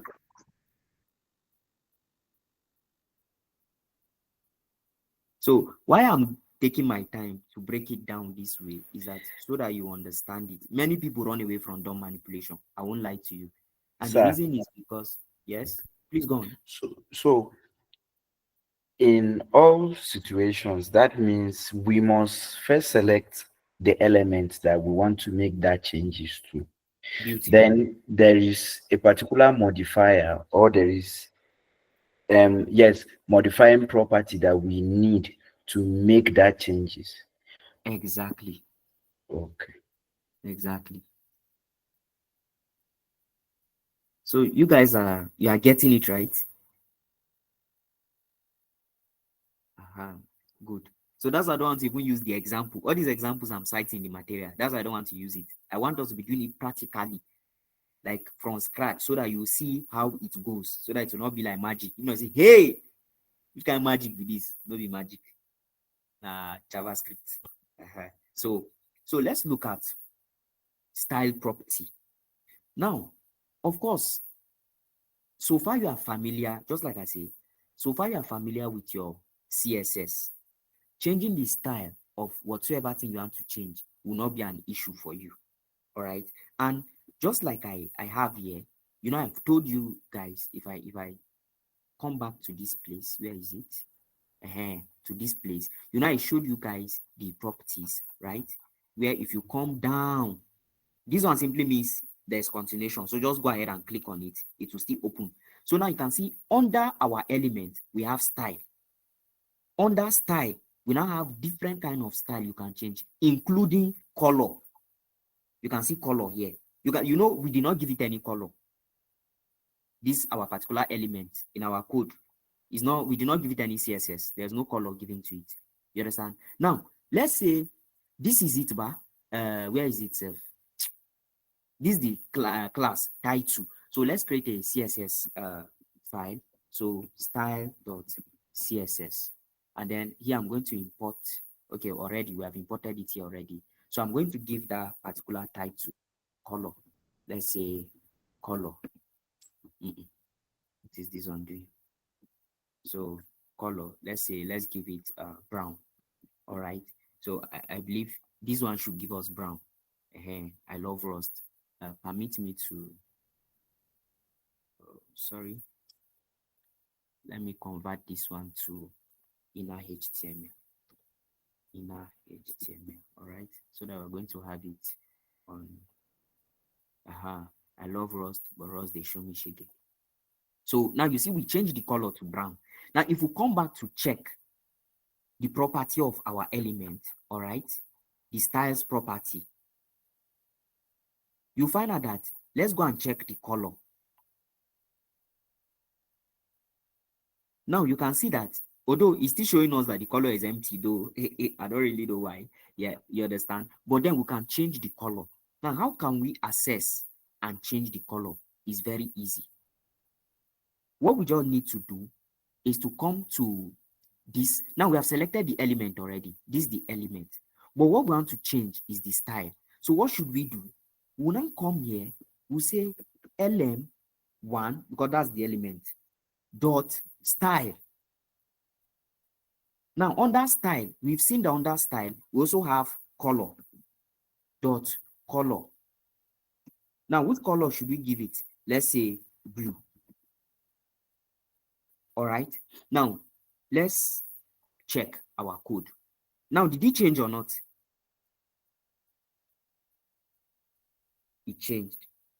So are there any question? But you make sure if you are declaring your color, make sure it's either the correct spelling of the color, or I believe they teach you guys X. Using X. I'm very sure your teacher teach you. Yeah, this one, the thing now went and lighting it up. God, I beg. Let me give it, okay. This F52. So only God I know which color is F52. Okay, so at least you try. So either you give it in form of an X, the main color name, those are the things I know that works, at least for this. Either the X, and the X, it could be 3, it could be 6. For the 3, each of them represent red, blue, and then RGB, red, blue, and green. For the 6, 2 of the values, 2, 2, 2, represent red, green, and blue. So any question? Are there any questions?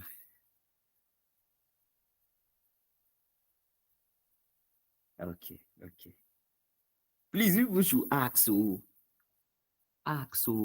because just like I say, you people will be working on your first project after this DOM manipulation. You build a calculator that not just that one we did though. This one, when you press 1, it will show 1, plus it will show plus 2, it will show 2, equal to, it will not show you answer 3. So that's what you people are going to build. But together we are going to build something similar. So if we build that particular one, to build a calculator will not be an issue for you. All right. So that's why I really want you to understand this DOM manipulation very well. Okay. Okay, please go on, Ruben. Can you do your styling inside the JavaScript, please? Yes. You need to carry it to the style.css. No, you can do it like this one. We changed now to this particular color. We did it inside of our JavaScript file. Okay. It will not make any difference, right? No. The only thing is, anyone you are doing here, it will always overshadow the one you have in your CSS script. Any style you apply in your JavaScript, it will always overshadow the one in your CSS. Okay. You understand? Yes. Okay. So any other question? Okay.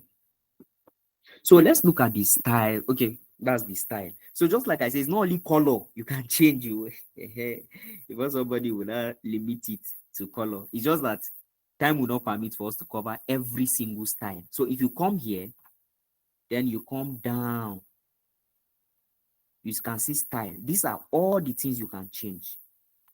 Every single thing here you can change it. You can see background color. So we can even add background color. Let's see if we add background color here. So lm1 dot style dot background color.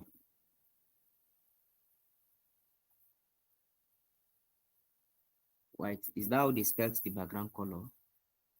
Let's be sure.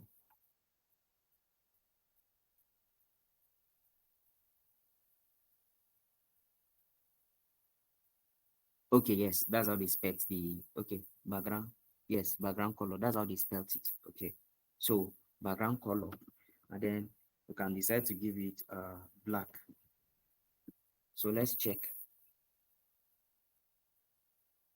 This one did not do. What now happened? The C should be in capital letter. Okay. Beautiful. Thank you. God bless you. So you can see. So it's not only color. Every property on that style is changeable. So put it at the back of your mind. Every property on that style. All right. So now let's go on. Let's see, set attribute. So we have set attribute and get attribute. Now remember what I was telling you, where I said you can actually set an attribute that was not even existing before in your code. So this is how you do it. How do you do it? You use element.set attribute, the name of the attribute as well as the value. All right. So now let's go back to our code critically and see how we can go about that. So these are code, right? These are HTML code. Now you can see that, let's say we add, let's say we have another heading. Let's say H3. H3. And then now me be this. No panic. So now maybe this, no panic. All right. Now, as you can see, this H3 does not have a class. Does it? No, it doesn't have a class. So I want to add class to it. How can I do that? It's easy. Now I'm going to come here to my JavaScript. Of course, I'm going to take all these things off. I'll take these ones off, but this one I'll change it to, okay, this one does not have a class. All right. So I'll just use querySelector for it. Now querySelector, and then I want to select the, since I'm selecting the tag, it's just H3. It's H3 tag now, and it does not have any class, does not have. So now let's confirm if it has selected it. So let me console.log the element and see if it has selected it. So yes, look at it, H3. So it has selected it. All right. Now I want to add a property, an attribute to it. Now, just like we saw, to add an attribute to it now, we have lm1, that's the name of the element, dot what? Set attribute. Now, what attribute are we setting? I say I want to give it a class, and then give it a class of what? Let's say pidgin, since there in a pidgin English I speak. All right. So now, how can we know that of a truth this thing has worked? The only way, or one of the ways we can know, is by trying to now reselect the same element using the class name that we just gave it, and then print console login it and see. So I'm going to turn this one off because this one is console login from this selection, which of course is true. And then I'm going to now create lm2. Now this lm now, document.querySelector, and then of course from what I have here, I'm expecting that it should have given this element h3 a class name of pigeon. So what I'm doing now is to select it by the class name. So if of truth it has given it a class of pigeon, I should be able to select it by that class of pigeon. And then I'm going to come here and console.log the element. Right? So now I've saved my file. So let's go back to this. Now, did it work? Yes, it worked. If I want, instead of even giving it a class, I can even give it an ID too. So lm2 dot lm1 dot set attribute. I'll give it an ID of pigeon. And then here to check,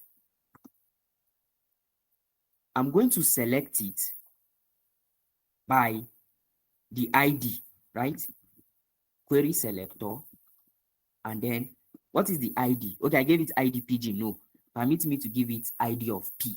Let's just, no, not P. Let's just say P lang. P lang, P underscore lang. That's pigeon language. So here too, my selector will be an ID of P lang. All right. And then here, what I want to do is to change the color. Now, before we go, let's check H3. Are you seeing H3? Now, maybe this, you see it's black. So now let's change the color of our H3. So lm3 dot, remember, what are we changing? Style. Dot. In style, what are we changing? Color. So color, what color should we change it to? Let's change it to red. All right. So now let's check. Now, did it change or not? Of course, it changed. What does that tell you? It tells you that it means both the attribute of both class and ID that we gave our text is actually working. So, any question?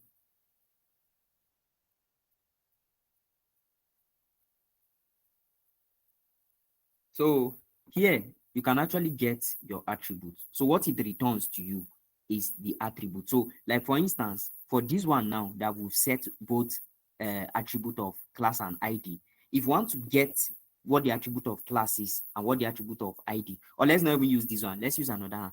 Now let's try to get both the ID and class of this our H1. So it means first we need to first select our H1.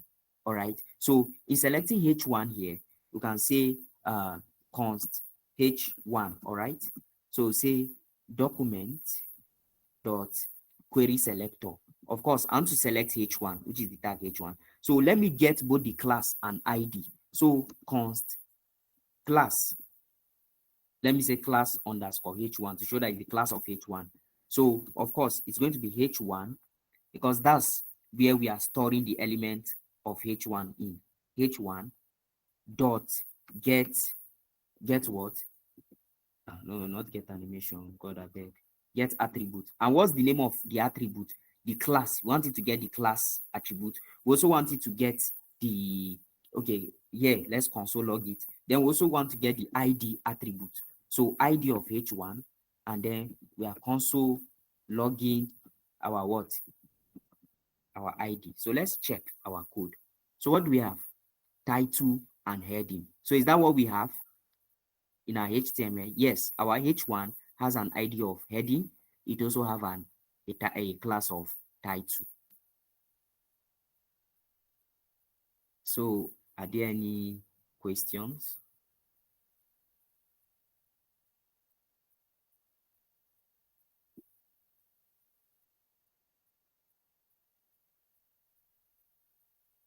Are there any questions?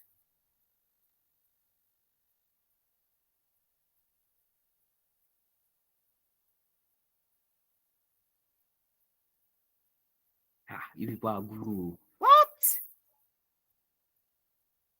The way dumb manipulation, mama me. I was even wishing there's nothing like dumb manipulation. The mama us too, sir. The mama us. We just did look at me.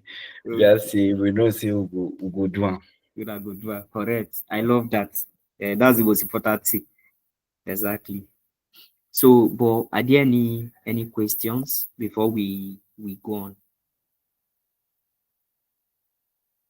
Okay, so let's look at event handling and events. Now,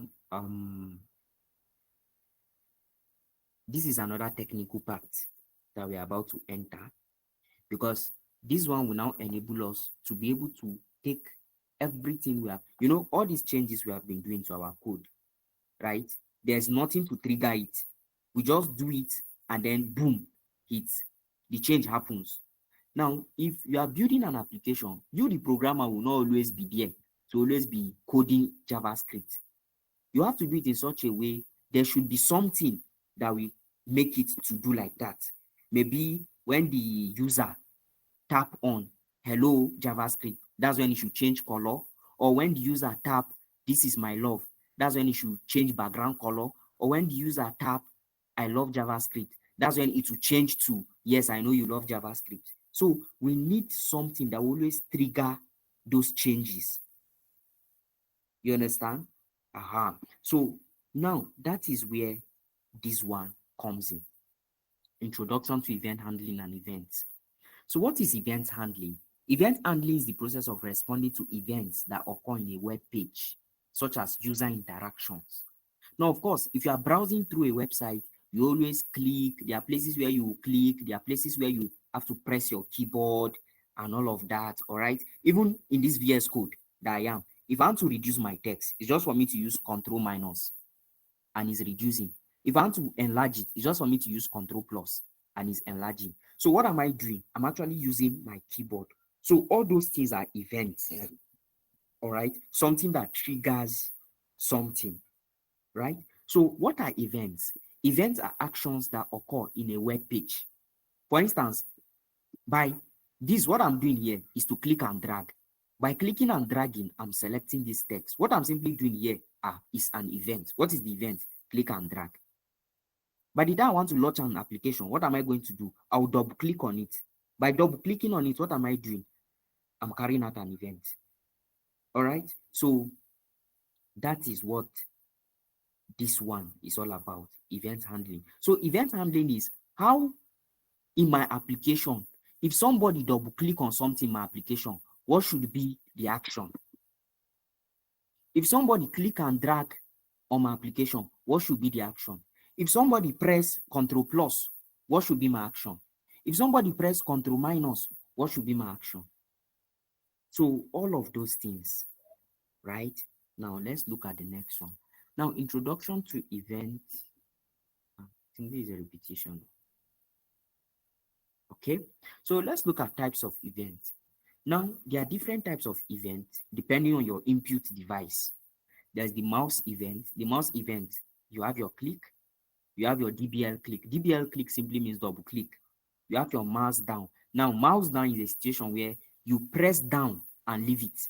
Like you hold it down without releasing it. Mouse up is after you press it, you are releasing it.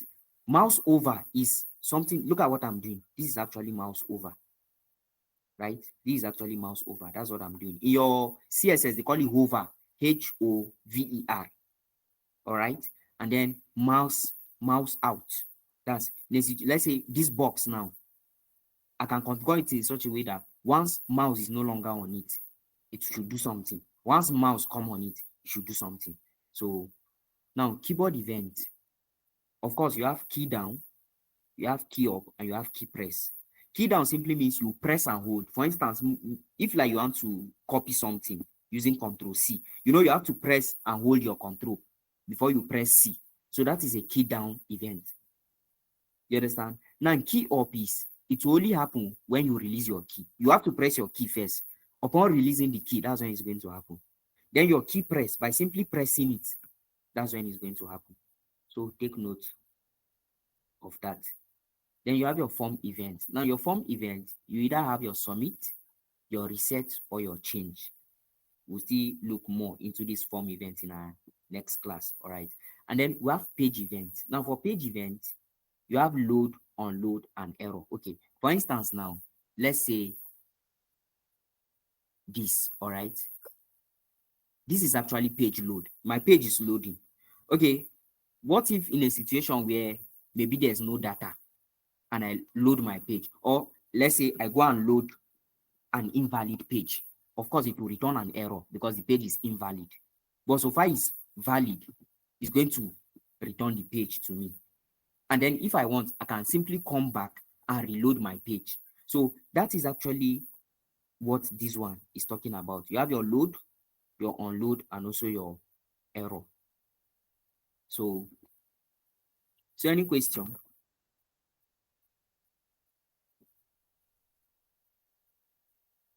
All right. Now, we can always add an event listener to our page. That's okay. Page, once somebody do this, trigger this action. Once somebody click on this text, change it to red.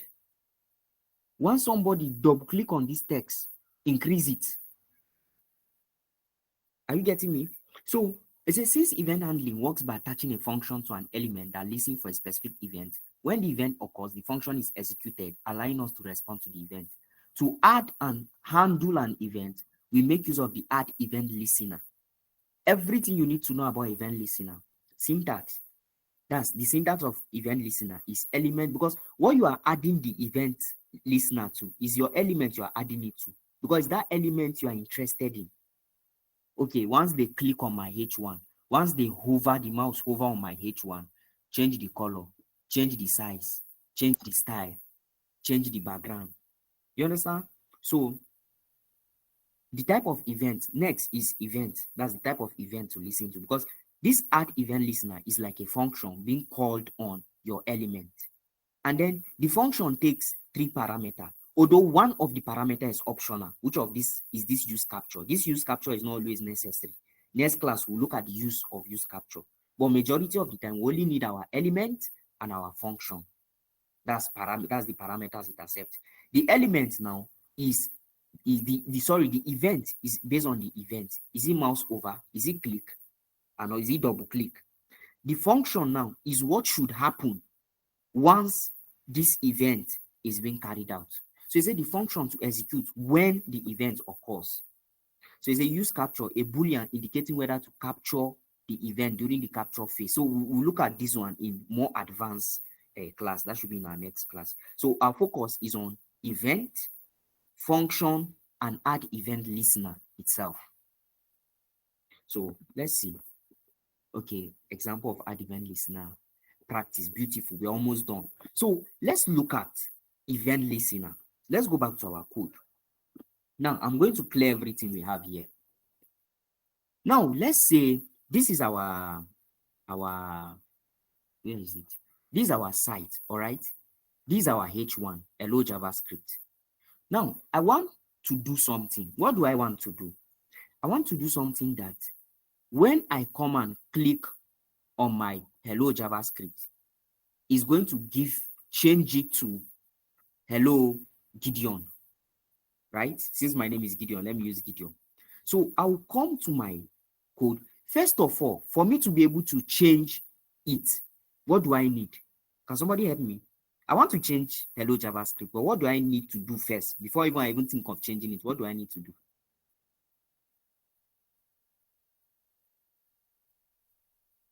You are selecting it. Beautiful. I have to select it. Yes. Now, the selection, of course, I will advise you to always make use of querySelector. Of course, my H1 has heading or class. I can use any of them. So I'll just come to my app and then const that's element H1, right? And then to select it, of course, your document first. Document dot query. I want to use querySelector. And then, of course, I can either use the tag H1 or the class. What is the class? Type2, right? If it's the class, I will have to use the dot Type2, the dot to show is the class. And if I'm selecting using the ID, which is heading, that means I have to use the hash to show that is an ID. All right. So you can use any of them, either the tag H1, the ID, or the class. Now I've selected it. All right. Next, what do I want to do? first, let's confirm that this selection is working. So I'll console.log my elements that are selected. So I'll come to this my web page and then check, yes, this is it. So it means it's working. So I'll go back. Now, what do I want to do? I've said it before. I want to attach an event to it in such a way, once they click it, it's going to change from I love JavaScript to I love, or to Gideon says he loves JavaScript. You understand? So now it means that I need to make use of a what? Add event listener. And add event listener is called on what? Is called on our element. So I'll say lm underscore h1 dot add event listener. And then what listener am I adding? Remember what I told you guys. If we come back to the syntax here, what is our add event listener accepting? The first thing is accept is event.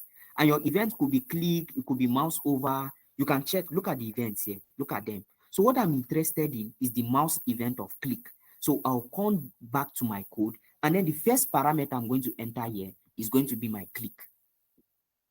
Then the second one, what is the second thing that my add event listener is accepting? It's accepting a function. And then what does my function, what is my function supposed to do? My function, just like I said, I want it to change from what? From hello JavaScript to hello Gideon. All right. So it means that my function here,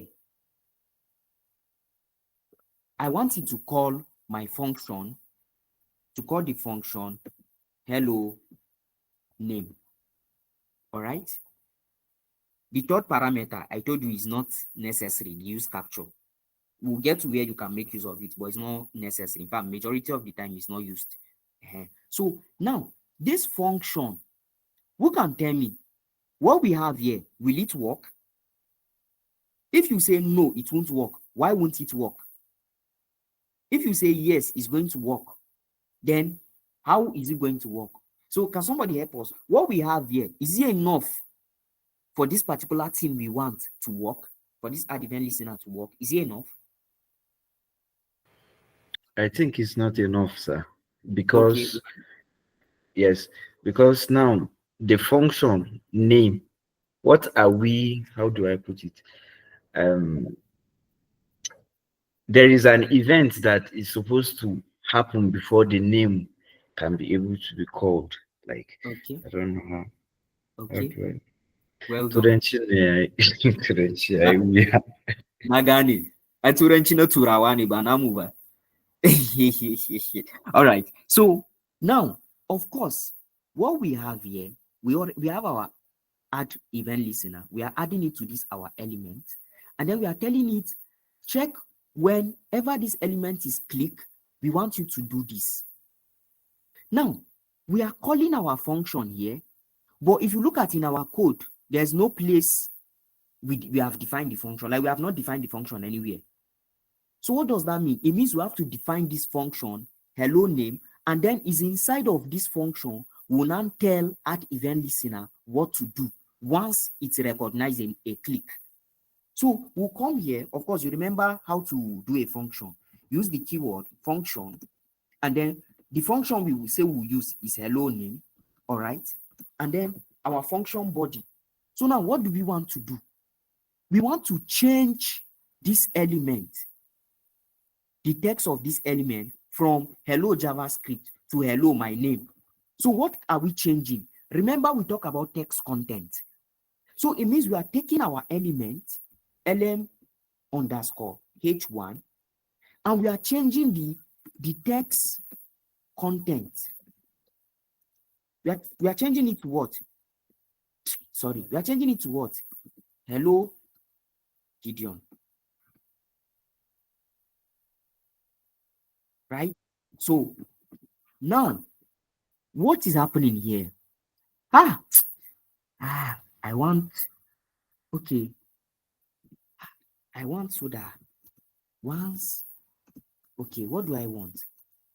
I click on H1, it changes to, it changes to hello Gideon. How can I achieve that? Okay, no, first I must select H1, because how can I change what I did not select? So it means I have to select it first before I'll be able to change it. Now, okay, I've selected it. Now what do I do next? Okay, I've selected it, but then I need to now tell it what it should be looking for, what it should be listening to. Okay, that means I need to add an event listener. And in this event listener, I want it to be checking if it's a click, because that's what I want, that when they click on it. Now, after I add event listener and ask it to be checking for click, it needs to now, once it's checked, it sees that it's a click, it needs to now run a function, right? Now that function will now be what will now help me to change it. So the last part, write a function, right? Which is what we have done here. And then we'll now call the function. Now, I want to ask a question. Is this how we normally call function when we're doing function? Is this how we normally call function?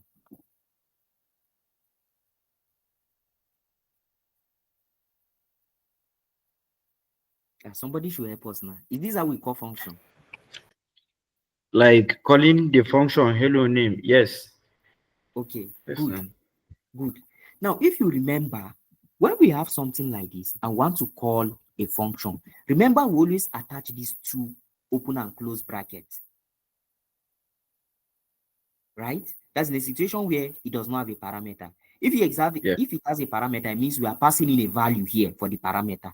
So why is it that here, when I'm now calling the function here, why is it that I'm not putting these two open and close brackets? Now, just like I said, experience is better. So now let's put those two brackets here. Let's say, yes, we are calling our function here. All right. So let's save our code and then let's go back to our code. Now, what did you see? You see it has changed to what? Hello, Gideon. But did we click it before it changed?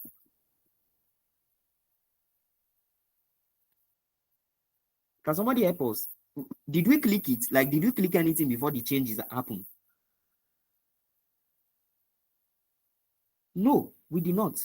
Ordinarily, from this our code, it was supposed to be until when we click on it before this change is going to happen. But now the change is happening automatically. So why? Now that's the reason why if you are working with an add event listener, always make sure you just call the name of your function without the parentheses. By using those open and close, it will automatically trigger your function. But by leaving it this way, it will not trigger your function until you click on it based on the event here, which is click. So if we go back to our code, right, what do we have here? You can see that I have not clicked on it yet. So it's showing hello JavaScript. Now, I want to click on it. Once I click on it, what did you see?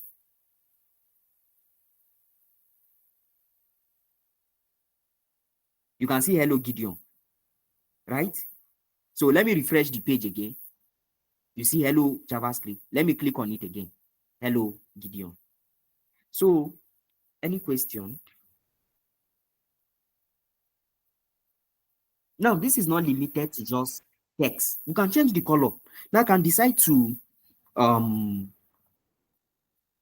instead of, I'll change name and also color. So I'll put LM, all right, .style.color. I want so that once I click on it, it should change the color to blue, all right? So I'll come back here, refresh. Now you can see hello JavaScript. Let me click on it. Now, what did you see? You see it changed both the name, which is from hello JavaScript to hello Gideon, and it now changed the color from red to blue. So any question? If we don't want a single click, if we want a double click instead of what we have click here, we'll just use a double click, DBL. That is for double click. All right. So now we'll now come back to this code, and then you can see I've clicked it once. Look at it, did not work. But immediately I double click. Did it work or not? You can see it worked. So now we can even use mouse over in such a way we don't even need to click. Once we just bring our mouse there, it's going to change. I'll just come here. Now the event I want is mouse over. All right. And then we just come here. Are you seeing? Let me refresh. You see that once I just bring my, look at, I'm going. Did you see it? So once my mouse gets there, it will just pick it up and run the function for me. So any question?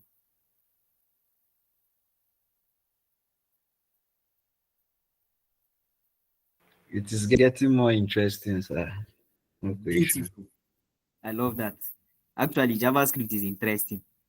You just that surface the initial part that you don't need to know, but by the time you start putting everything together, you find out that it's interesting. So I don't know, do you guys get it? Okay. So any question?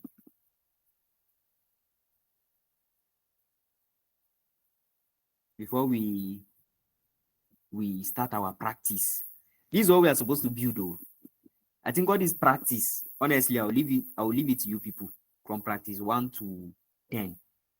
We'll just do this one. Or what do you guys think? Okay, are we supposed to do the project today? We are supposed to actually, because next class, we have another project 2 we are supposed to work on. So let's just do the project. Then But we'll if try this out. one, but if you feel you need more time to digest what we just did now, no problem. And I can allow you people to go and sit down on it, experiment on it, digest it, so that then when next we come, before we start our class, we'll just do this project, because I want us to do the project together. Then I will now give you guys the project that you yourselves you work on.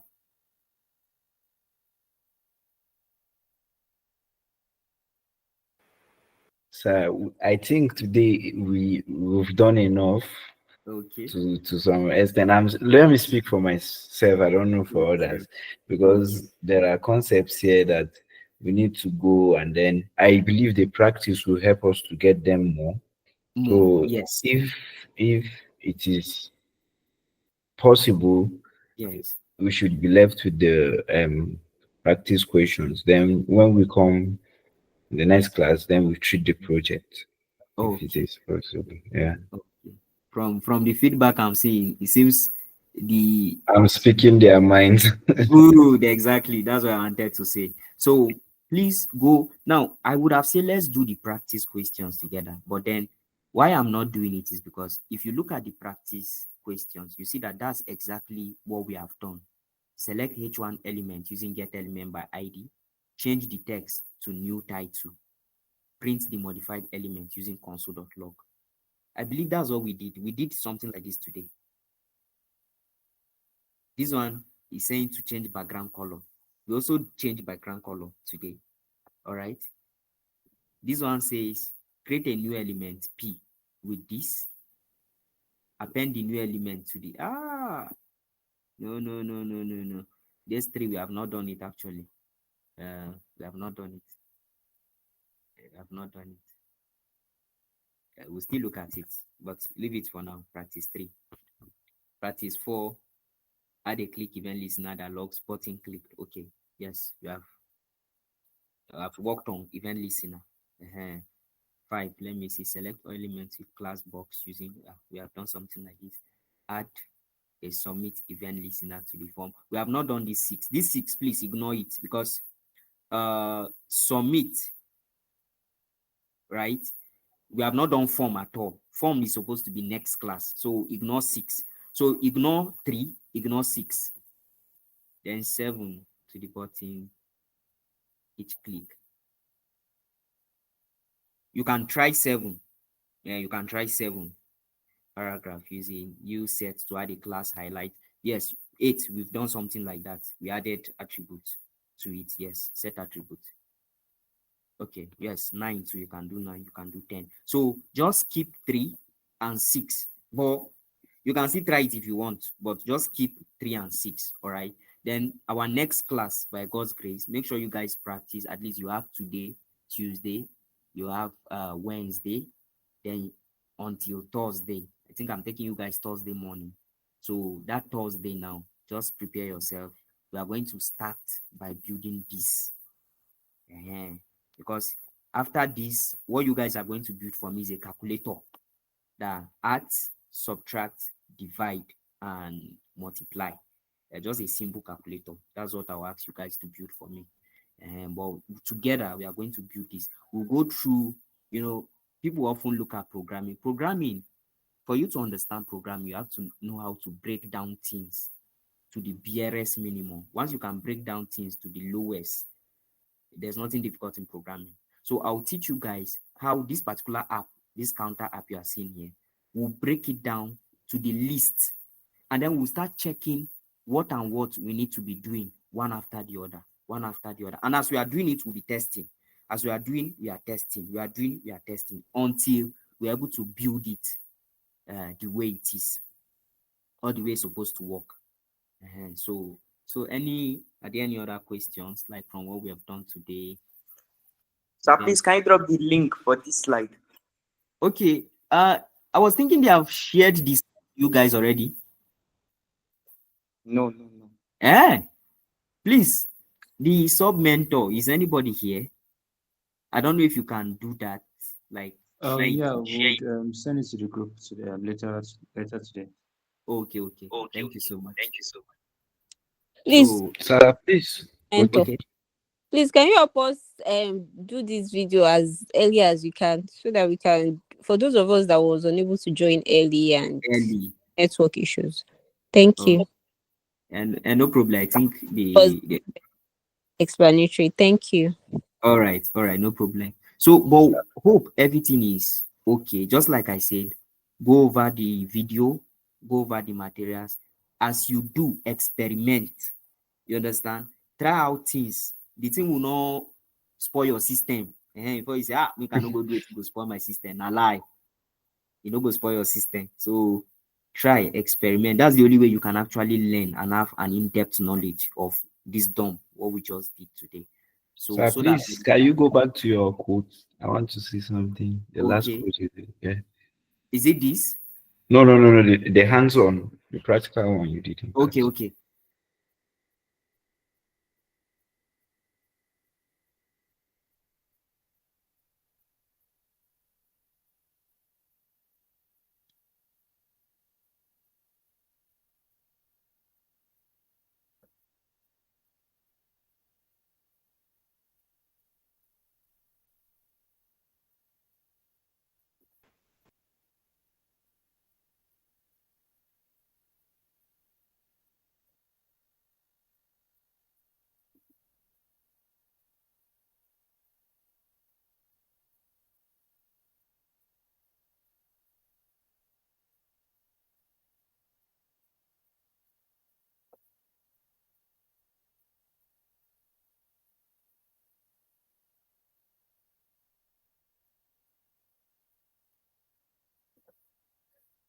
So, are you okay? Sorry, I think I have network glitch, so I wasn't seeing the screen. Sorry. Please. Okay, no problem.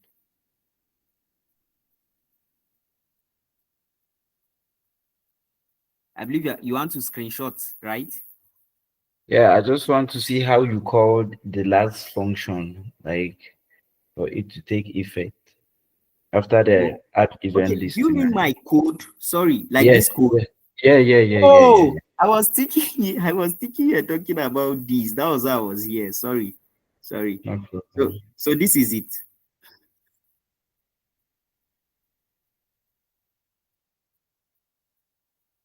Yeah, I'm good, sir. Okay, all right.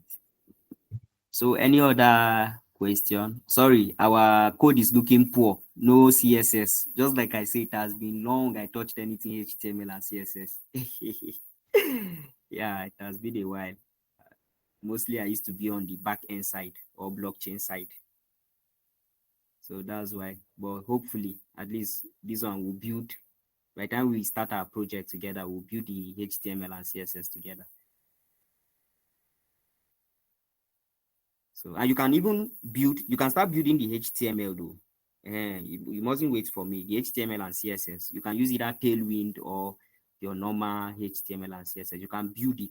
This is just how it should look like. Yeah, something like this. Although you can remodify it to something much better. It's just that I don't want us to spend more time on the user UI and UX. I just want us to get the JavaScript done and working. So you can even start working on it. So pending when we are going to work on the project on Thursday. So any other question? I was supposed to push, just I deleted a lot of code, all right? But no problem. Let me still push this code to GitHub, all right? Then for the link.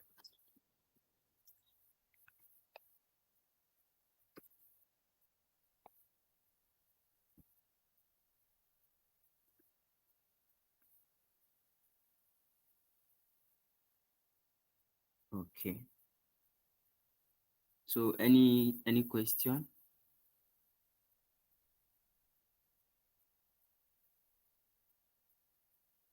So this is the code. So I'll just share the link on the chat now. So I don't know, please the sub mentor, if you can also help them share it on their channel, so that in case those that are not here.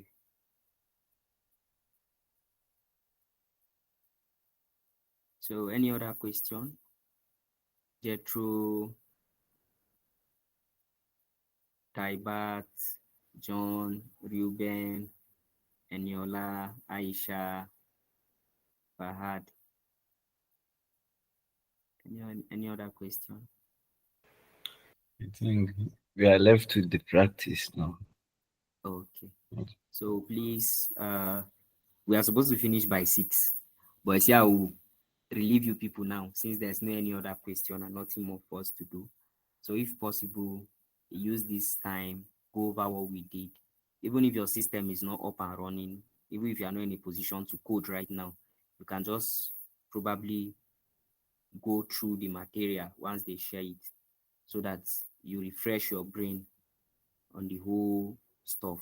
So I believe by Thursday, we'll meet again. All right. Thank you. You're welcome. All right.